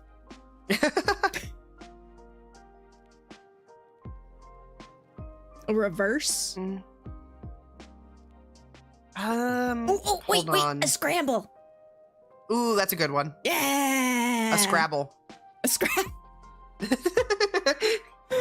I haven't played Scrabble in a while. I used to really like playing Scrabble. My grandma used to constantly challenge me to Words with Friends, but I stopped playing with her because she's a sore winner. She's a sore loser and a mean winner. Like, A library because it's ironic. Well, that's the thing, though, is that I know a butt ton of dyslexics, including myself, who would love to be in a library.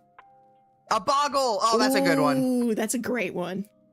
Yeah, I feel like Boggle and Scrabble are good. I like a Scramble too, but that makes me hungry.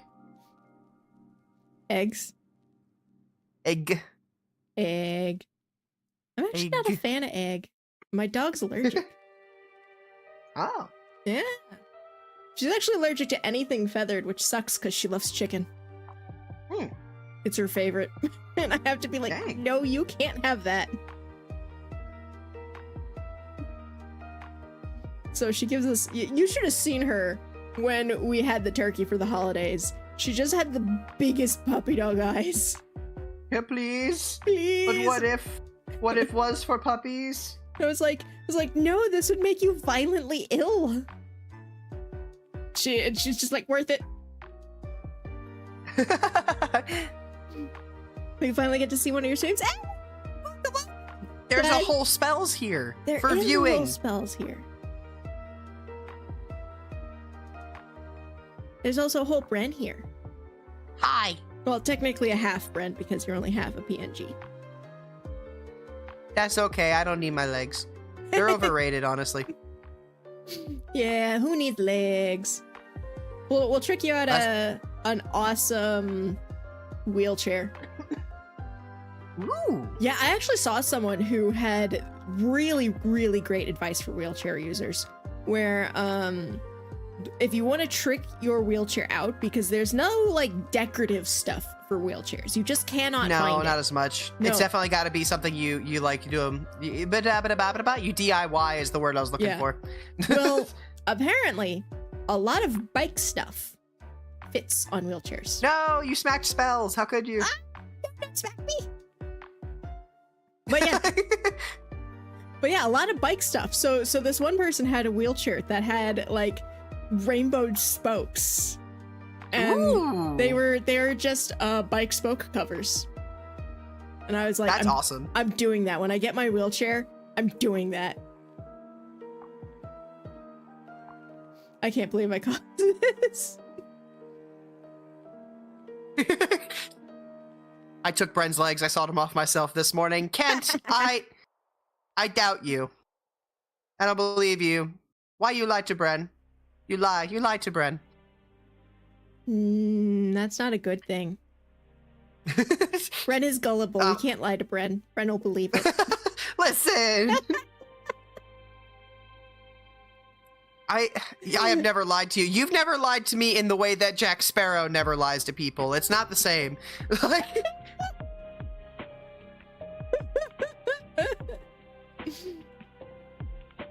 I know my vestibular therapist was telling me that he would definitely recommend me getting a probably a walker.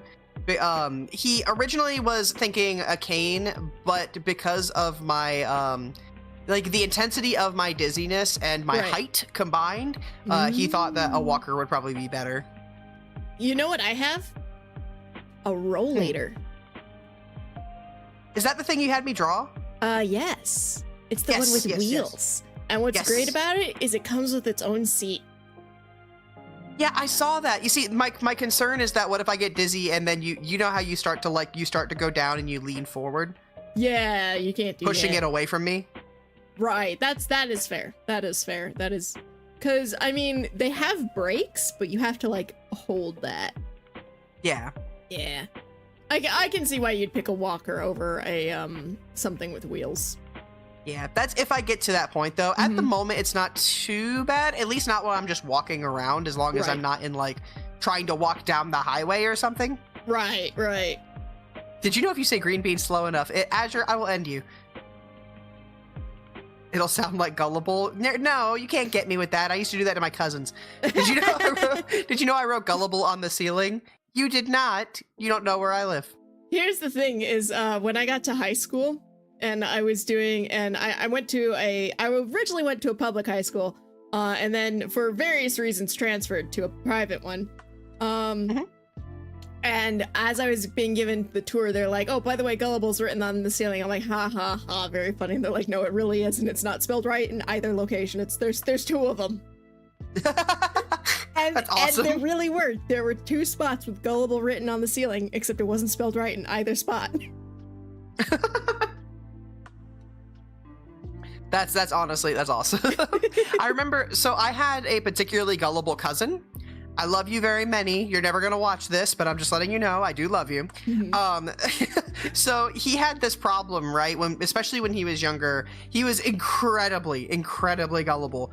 Like at one point he walked into the kitchen. He had stayed the night at our house, and he looks at my mom who's making breakfast and goes, "Is that French toast?" Obviously, yes, it is French toast. My mother is making French toast. She's joking. She turns to him and goes, "No, this is actually Chinese hot bread." And then he proceeds to go around the entire house to let us know how excited he is because he's never had Chinese hot bread. Oh no. He saw her making French toast. He knows how French toast is made. Oh my gosh. We were like, buddy. I had one point where when I was working as a camp counselor, one of the parents was really gullible.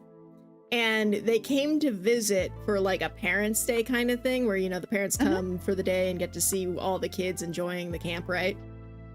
And we were at the pool and doing our supervision saying, and I see this parent who's like looking at the kids like with this question, like obviously like questioning something, like it was written all over her face that she was wondering about something. And so I kind of like tracked her eyeline to see what she was looking at and managed to figure out what her question was.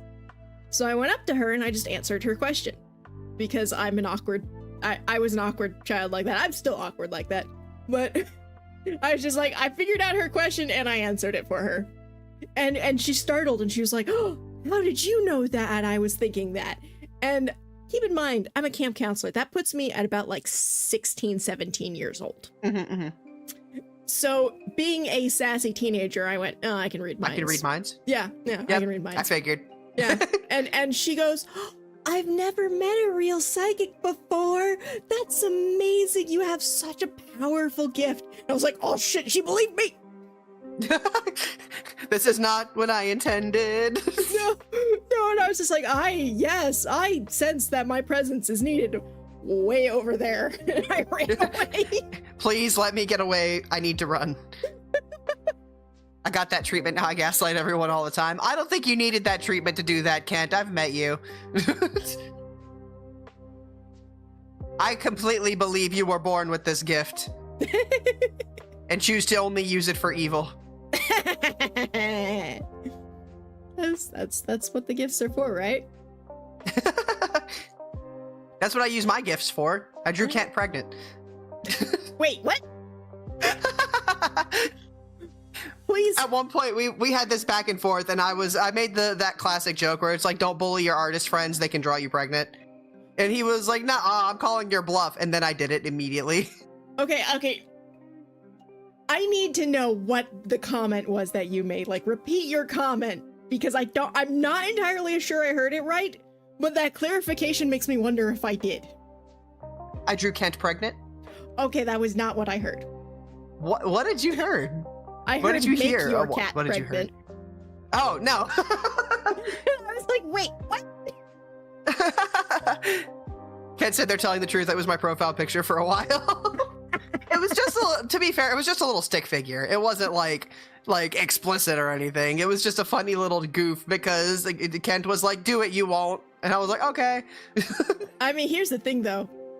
You absolutely have the skills to do that now. You can absolutely level that up. Well, the thing is that since then I've actually been commissioned to do that to someone else, and it was really funny. But the likeness was surprisingly accurate for a stick figure. Yeah, I think it wasn't bad. I think there was one time in middle school where I was drawing, and it was like the end of the day during the whatever the period was where you're supposed to be doing homework, right? Mm-hmm. And the guy next to me had fallen asleep, so I just drew him. I drew him snoozing, and then the next day, and like once I was done, and like he woke up, I kind of showed him, and I was like, "Look, I drew you." He went, "Huh, not bad." I was like, "Yeah." And I found out that he was actually sleeping on a test he was supposed to be taking. And so the next day I was in math class, and my teacher saw it. It was like, "Oh, hey, is this guy?" And I was like, "Yeah, it's that guy." And he goes, "When did you draw this?" And I was like, "Yesterday." And I was like, during the homework period. And he was like, "He was supposed to be taking a test for me." And I went, "Oh, well, he was." And he's just like, "If he was taking a test, he was cheating." And I went, and I was like, and in the back of my mind, I'm going like, "Oh shit, I got this guy in trouble." Whoops. So I just kind of looked at the math teacher and I went, "Cheating by sleeping on it?" And the teacher stopped for a minute, thought, and went, "Huh, yeah, I guess he wasn't cheating then." Just sleeping. just sleeping. I remember, so like for a little while in high school, I was doing like a lot of anatomy studies and stuff like that. So I had, so my asthma's gotten a lot better as I've gotten older, but I had a really, really bad asthma when I was younger. And I was exempt from a lot of like gym stuff. And so I would sit on the bleachers, and sometimes I would sketch out some of the kids that were playing basketball or things that they were doing that were in motion to get practice and stuff like that with fluidity and all that. And I remember very distinctly I had to stop. And from that point on, I only did character studies and stuff like that on things that I could go find outside of school. Because like I remember drawing one particular kid, and then from that point forward, like was within that class, I was like constantly accused of having a crush on him. And I was like, do it. It was so frustrating. I hate teenagers. Oh my gosh, teenagers are the worst. It's like, I'm just trying to learn. Because like if I drew someone, usually I would hand off the sketch to them because Right. I just feel like that's fair, you Right. know? But I was like, there you go. And he just made like a really big deal out of it. And I was like, I'm gonna go now. Yeah. It's like that's not a crush. That's just the neurospicy activating. Right? I never talked to him again. Like, I didn't talk to him before that either. I was like, no, the way you were moving, your hair looked neat. That's about all I got for you. I'm gonna go now. Oh my gosh. I was always very frustrated growing up trying to figure out why everybody thought everything I did was like romantically charged, you know? It's like that's something, especially as someone like on the ace spectrum, you know, I was about to say like, that's a very ace statement right there. yes, exactly. It's like especially because you don't know what ace is for so long, it takes forever to find that part of the community. Yeah. And like when you learn about the ace spectrum and how like a lot of the things that you're doing could be perceived as romantic interest, like it was a wake up call for me. I was like, oh my gosh, is that what this is? Yeah. I am a fool. Well, I'm not a fool, but I was very I didn't know this was an option. Yeah, I didn't get teased too much when it came to like people that like someone being like, "Oh, you like this person." I didn't really, and when I really didn't, because it was obvious when I liked somebody. Like so although I did have one guy who like tried to not like it was obviously bullying, but he was like doing the whole asking you out as a bullying tactic kind of deal. Yes, I remember that. And I was, oh my god, I hated that asshole. This little bastard. You see, I did get to hit him though. Nice. Yeah. Retribution. Several times actually, which is the wild thing, because at one point in time he came, like, we were sitting in gym class waiting for the teacher to come up, and he came up and he just grabbed my ponytail and yanked it and went ding dong. Oh, and asshole. I was so surprised though. Like, I turned around and I like brought my hand around me to support me on the other side, and ended up backhanding him as a result. Good. The first time was an accident.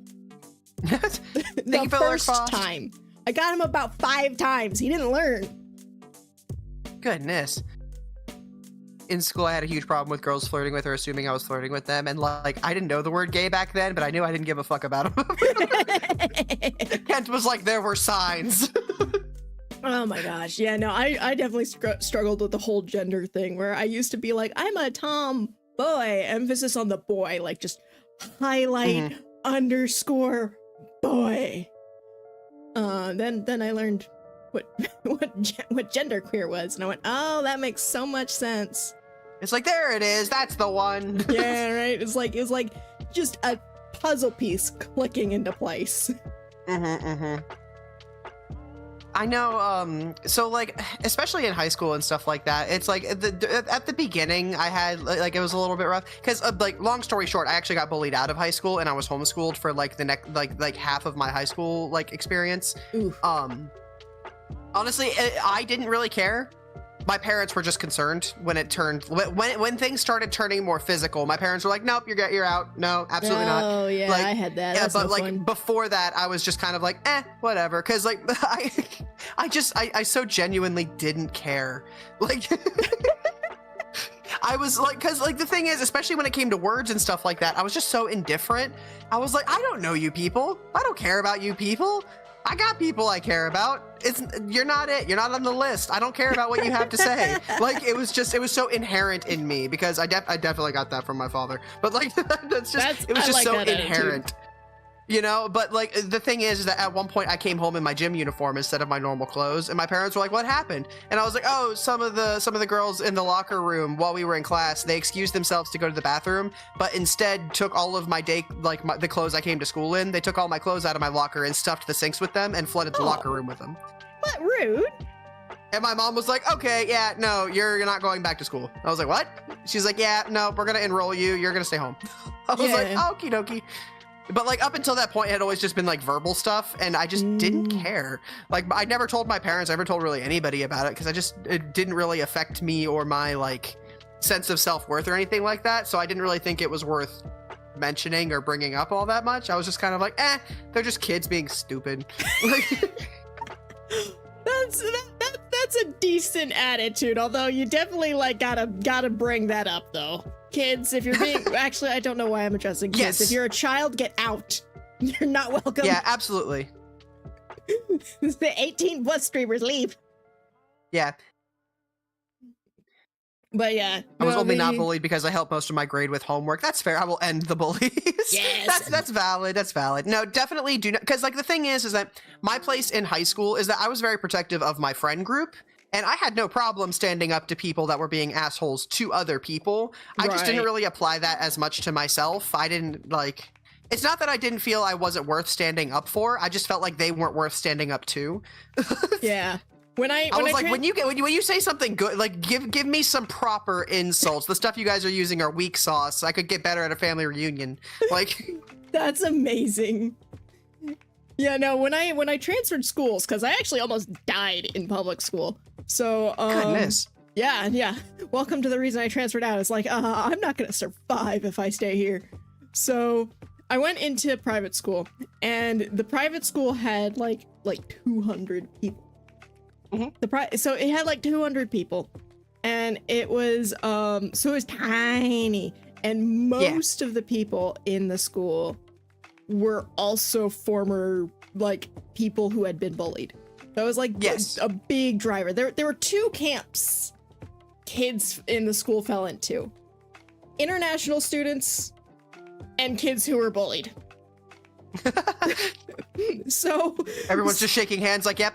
Yeah. So there was a giant no bullying, like anti-bullying sentiment in the school, not run by the teachers, run by the students. Zero tolerance from the students.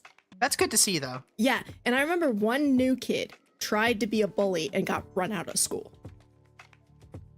That's what you get. Yeah, that's what he got. He Play tried stupid games, win stupid prizes. Yeah, no, he tried to bully one of the middle schoolers, because there were 3 of them, in the whole middle school. But he tried to bully one of the middle schoolers. The middle schooler narked, and the entire high school turned against him. That'll do it. Yeah.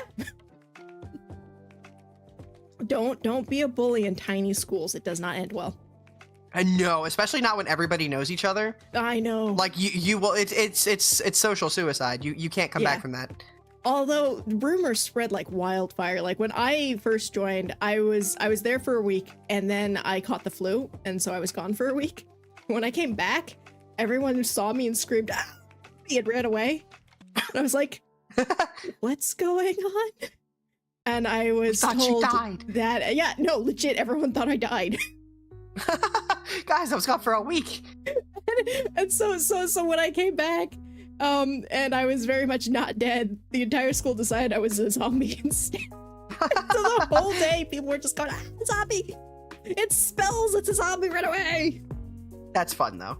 Yes. It was very much like I was let in on the joke, like, early in. So it was funny, though, because the whole school was doing it. Goodness gracious. I didn't really do much in terms of so I did start a literary society in school when I was younger. Which that was really fun. We were just called Creative Minds, and it was like the work of 3 English teachers and me and a couple friends who just really liked to write. You are the we really like writing, we really like nerd. reading, so we started like a little mini literary society where we would meet up after school every Wednesday, and we would honestly, me and my friends were just role playing. We were just writing role plays and composition notebooks and continuing stories. But we were writing, and then we would also have, because it was a literary society, not just like a writing club. We would also have like a book for the month that we were all like reading and working on. So it was like a mix of the two. Right. And I had a whole lot of fun with that. It was really entertaining. I tried to start it back up again in high school, but that didn't work out. Especially not when I got transferred out and started homeschooling. Nobody kept up with it. So, man, I wish I went to school with you. You would have been so much fun to go to school with, and I would have been a terrible influence. Yeah, no, I remember, because like it's not like I never did anything crazy, because I spent the majority of my youth, I went to conventions, I did all kinds of like crazy activities with my family. I just so happened to have 2 parents that were both troublemakers. Nice. Both of my parents were very rebellious children. So by the time they had kids, they were just kind of like, okay, yeah, no, just if you want to do anything really cool, let me know, because I probably also want to do it. So I remember part of my childhood was very much like, because like I got my license last in my friend group, and now I can't drive at all after the whole brain trauma incident. I got my license like last, and my friend Paige, she got hers first. Mm-hmm. And I remember very distinctly shuffling into my parents' room at like 2 or 3 in the morning, and I shook my mom awake like very gently, and I was like, hey, I got my cell phone. I'm gonna go to Denny's with Paige. We're gonna go hang out because we can't sleep. And my mom was like, okay, there's $10 in my purse, take that. I was like, okay, love you, bye. Like, like my mom was just very, as long as we knew, we had our phones and she knew where we were, she was like, do not make me call the police and them ask me where you are and me tell them I don't know. Like, always make sure I know where you are. That is all that I want. That is awesome. That sounds like a fun mom to have. Yeah. My dad was more along the lines of, if I had woke him up, he was like, okay, I'll get my shoes. I'm hungry. And I did not want that. So, but we would go to Denny's, because Denny's was 24/7 in our town. So we would just sit at the back booth with, again, our little composition notebooks that we were like role playing in. And we would have like a plate of quesadillas or pancake pups or something and just hang out for the night. I think the most memorable like midnight trip to a fast food restaurant I've ever done was I was at Harp Camp, and I was the youngest person there by about 10 years. Oh wow. And because I was 14 at the time, and it was at a college, so that was quite the interesting week. I was I got a college experience quite early on. It was fun. But after the camp was done, like the camp ended in a recital, right? And so it was like 1 a.m. when we were all done, when all was said and done and everything was packed away and whatnots. And we were all hungry because we'd been, you know, building up to this recital all day and doing final practices and all that jazz. And keep in mind too, this is a harp recital. We're all in like black tie, and we're just like, we're hungry. What's open now? And we all went into a McDonald's at 1 a.m. in full black tie. The fanciest McDonald's run they've ever seen. Oh, right. And they just kind of all looked at us like, what is going on? You guys come from a funeral? Well, no, because like they weren't really funeral clothes, because some of them were sparkly. Oh, yes, I see what you mean. Yeah, so it was like super duper fancy, but also it's 1 a.m. at a McDonald's. Yeah, honestly, so like that was my favorite part. I was so So I rewind, hold on, retake. So I was part of the cosplay scene of the cosplay community for a very long time, from a very young age. And one of my favorite things in the world is being in costume either on my way to or on my way back from a convention and needing to stop for food on the way. So I have been in a McDonald's, in a Wendy's, in a Denny's, etc., in a Walmart as like friggin' Jack Skellington, as Misa from Death Note, as Elias from the Ancient Magus Bride. I've been 7 foot tall on giant like stilt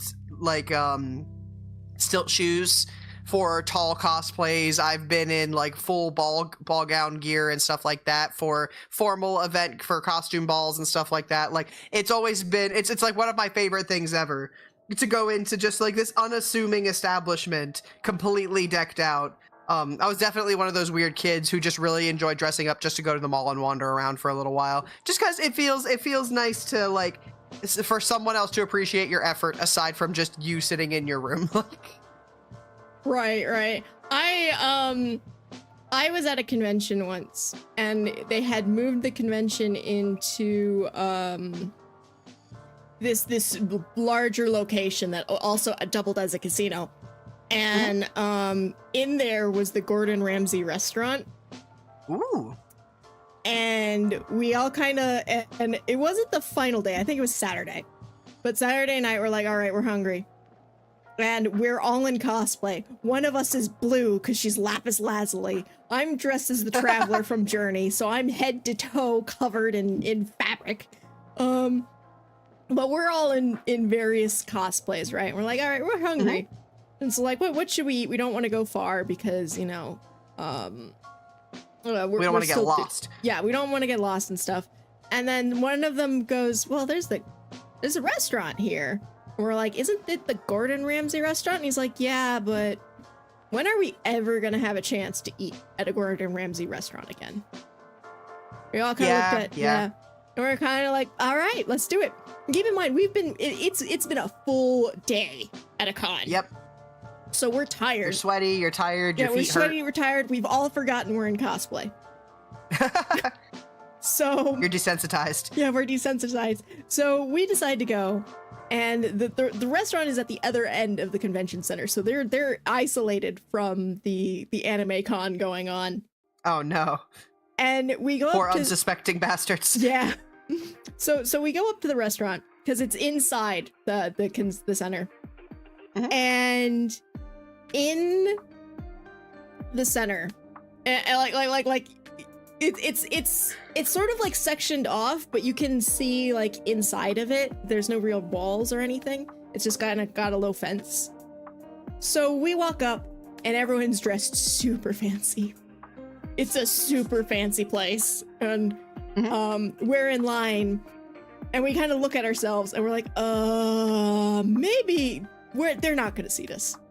Like, we can try, but there's no way this fancy place seats us.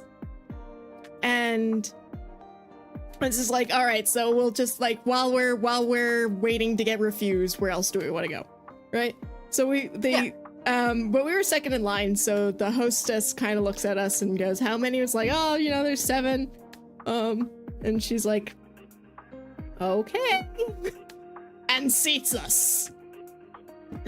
And like I said, everyone's just super fancy, wearing cosplay. We have a blue person with us. Lapis lazuli, head to toe blue skin.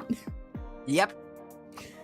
So we're sitting around, we're getting looks. There are looks coming our way, and it's like, oh, they're gonna kick us out. They might have suited us, but they're gonna kick us out. We should be prepared to leave. Like we're like, we'll wait until they kick us out, just to say we were here. But like if when they kick us out, we're gonna go graciously. Like so we go. They get us our waters. We order our food, and then someone extra fancy approaches and goes, "Hello, I'm the manager." And it's like, and that's when like we're all like just start reaching for our bags. Like, all right, this is it. We'll go. And he's just like, are you all from that anime convention that's happening? We're like, yes, we are. He goes, you're all in costumes, dressed as characters, right? And we're like, yep, it's called cosplay. That's what we're doing. He goes, do you watch anime too? And it's like, yep, one of us is dressed as an anime character. He's just like, I've been watching Full Metal Alchemist with my son, and we just finished it, and we want to know, like, what would you recommend we should watch next? That's awesome. So we end up getting, like, this whole, like, recommendations list based off of tastes and stuff like that. Have a really short conversation. He's like, all right, thanks so much. Your costumes are great, by the way. Have a good meal. That's amazing. I love that. And we got to eat. We were so shocked that we did not get kicked out. I love stuff like that, honestly, because like I feel like what a lot of people don't realize, especially like because I've met a handful of people. Sorry, I had like 4 thoughts at once. No, you're okay. I've met a handful of people where, because like when you are in the type of spaces that you and I are, right? Mm-hmm. A lot of things kind of get normalized in our brains. Yeah. Where there are things that we're just like, oh yeah, that makes sense. Absolutely. That happens all the time. Obviously, everyone knows about this. Everyone does not, in fact, know about this. We're all delusional. Okay? Listen, we've all become we're so engrossed in our own spaces that we forget that a lot of things that we are experiencing are not, in fact, the norm anymore. Like, even if people know about them, they don't necessarily know, like, all of the details about these things. And conventions and cosplay was definitely one of those things for the longest time. It's kind of an eye-opener to me how many people don't actually experience it at all. Right. Because I've run across a couple people that think it's like seriously weird or seriously wacky, and I'm what is your threshold is really low. Like, you haven't met half the coolest people in the world if this is how low your bar is. Like, come on. Yeah. And it's insane to experience and meet people that are so unwilling. You know what I mean? Yeah. Like that stigmatize it so readily. It's very interesting. And I'm just kind of like, I mean, you do you, but it feels like a waste. Like, yeah, I remember. Sorry, go on. Go ahead. No, I was just gonna say, I remember one small con I went to. It was like the first or second year this con had run. And so they were still trying to set things up, right? So the only food that they had was two food trucks showed up. Mm-hmm. That was the only food that they were able to provide for the con. And so the food truck was outside. Keep in mind, this is pre-COVID. So it's gonna explain some things. But it was outside. And someone decided at the start of the con that they were going to create a hug circle. Mm-hmm. Just for fun, hug circle. And the hug circle went like all day, and so I joined the hug circle for a little bit. I had fun, just randomly hugging people. It was great, good vibes. And then I went, and after I got out of the hug circle, I went to the food truck to eat. And the guy at the food truck asked me, like, he's just like, what's going on right there? Like, what is that? And I went, oh, it's a hug circle. And he's like, it's a what? And I went, it's a hug circle. He goes, is that an event? And I went, no. He goes, why is that happening? I was like, because it's nice. Free hugs. He goes, I have been doing events for 20 years. And I have never seen anything like that. More than that, this is the nicest crowd I have ever fed. He's like, I thought you guys were weird. But no, you're wonderful. That's been going on all day. And you're telling me that's completely, like, that's not an event, that's just happening? And I was like, yeah. Mm-hmm. It's like, I'm coming back here every year. Yeah, because that's what happens when you have a bunch of people who are like not always introverted by choice, you know what I mean? Where it's just kind of it's kind of a necessity in terms of like preserving your interests, your mental well-being, all that jazz. Like having these spaces where you can meet and socialize and have something that you already know you have in common with a complete stranger. It definitely like lessens the tension and intimidation factor of a lot of like social events or like social interactions. Yeah. It's when the neurospicy people gather. You know? And don't get me wrong, everyone's got their con horror stories. There's always going to be a couple bad apples, but largely I've had a majority like very positive experiences with conventions and fellow con goers and stuff like that.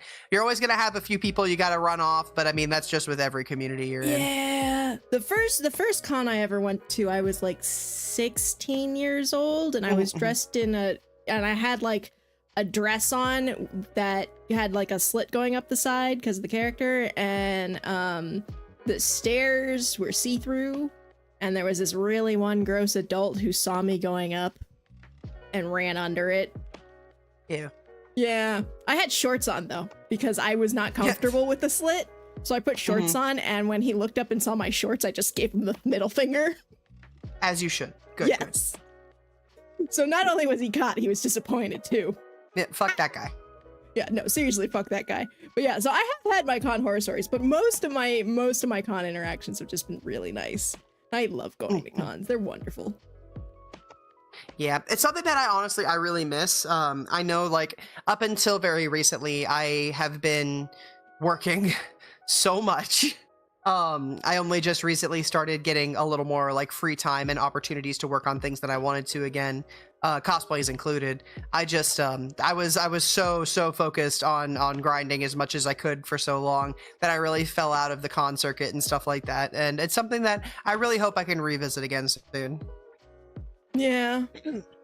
Yeah, it would be nice to go and do that again. Also, I'm a little bit sad because I realized that like you're almost in the correct location for me to give you a head pat, but not quite. I just had that realization. I could give you a head pat if I adjusted your spot. You are more than welcome to adjust my spot. We are, I think, getting towards the end of our stream, I think, because we've been going for 2 hours and 15 minutes. Yeah, no, we're definitely leading that way. I'm starting to get kind of hungry. Yeah. Yeah. I'm starting to get... Go ahead. No, I was just saying I'm starting to get tired. What were you saying? Gotcha. No, I was just saying, is there any like ending notes or anything that you wanted to talk about before we wrap up in terms of accessibility in gaming? I guess the thing that I do want to say is that this year there have been a lot of really, really good strides in terms of accessibility moving forward. The Accessible Games Initiative, even if Nintendo, despite having started it, isn't actually following it. With a lot of major game publishers, including like EA and Google and Microsoft and Ubisoft and Square Enix all coming together to create a list of tags with a standardized definitions is really good. So what does it mean if your game is good for motion sickness. What does it mean for those kind of accessibility tags? They came together and they came. So that was a really big step forward. I wish Steam would join them, but Steam also included their own accessibility tags in their storefronts. As well this year, there's been a lot of games that have been not just focusing, but also advertising the fact that they've got accessibility features now, which I do love to see. It's been a really, really good year for accessibility. There have been new controllers that came out. The Iris plugin for Unreal was made so that, which was made by EA, allows developers to test for photosensitivity in real time in their games and check for that.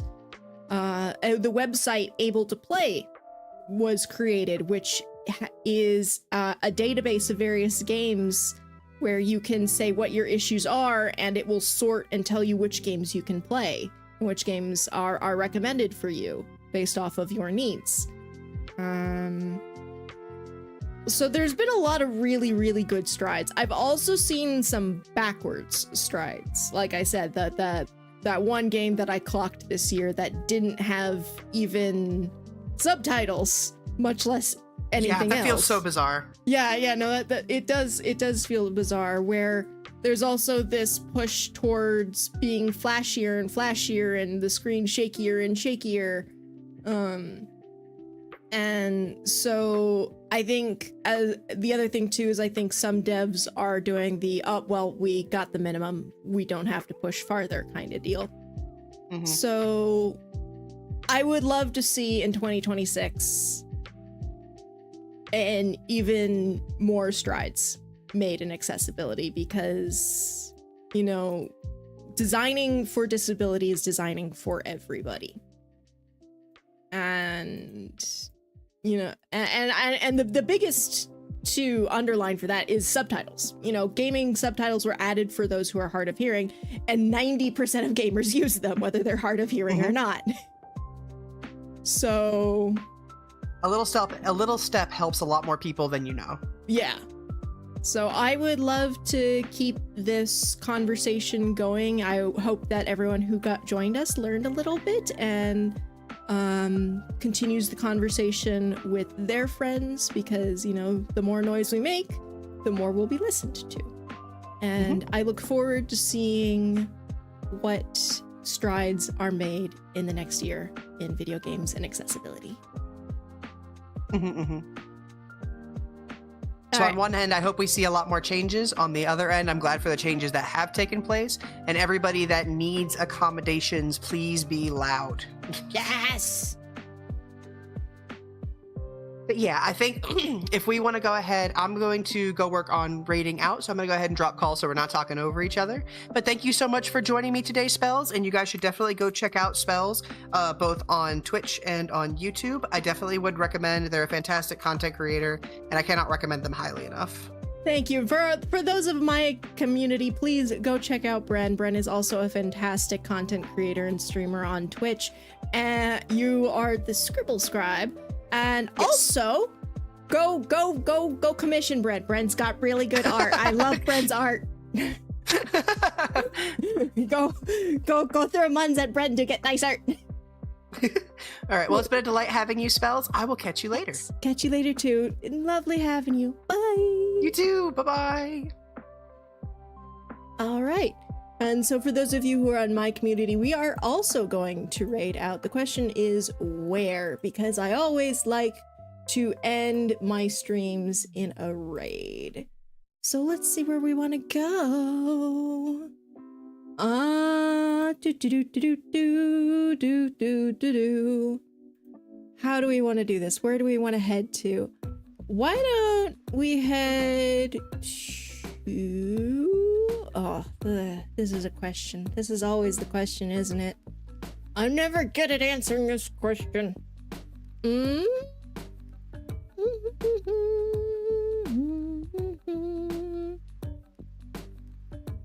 mean, Pro Quad Gamer's online. We might be able to say hi to Pro Quad Gamer, who's playing Schedule 1. I'm not familiar with that game, but Pro Quad Gamer is another disabled streamer who uses a mouth controller to help them go in. They're quadriplegic, and I mean, this is an it looks like they're also doing a charity event. So let's go give him a raid, shall we? But thank you all so much for stopping by. I super duper appreciate you. You're all absolutely wonderful. I'm not gonna do my shills today because it's been like it's been a while since I streamed, and so I'm glad to be back streaming. I'm gonna be trying to be streaming more often, and but otherwise, yeah, I will see y'all next time. This is Spells signing out. Oh wait, no, I do need to give you the, where is it? The raid messages. If you're a subscriber, here's your raid message. If you're a spell slinger, that one's, well, darn. My raid messages aren't doing. Raid messages, why? All right, well, we'll just say spells right then and use your favorite emote. So I will see y'all next time. Until then, this is Spells signing out. Bye.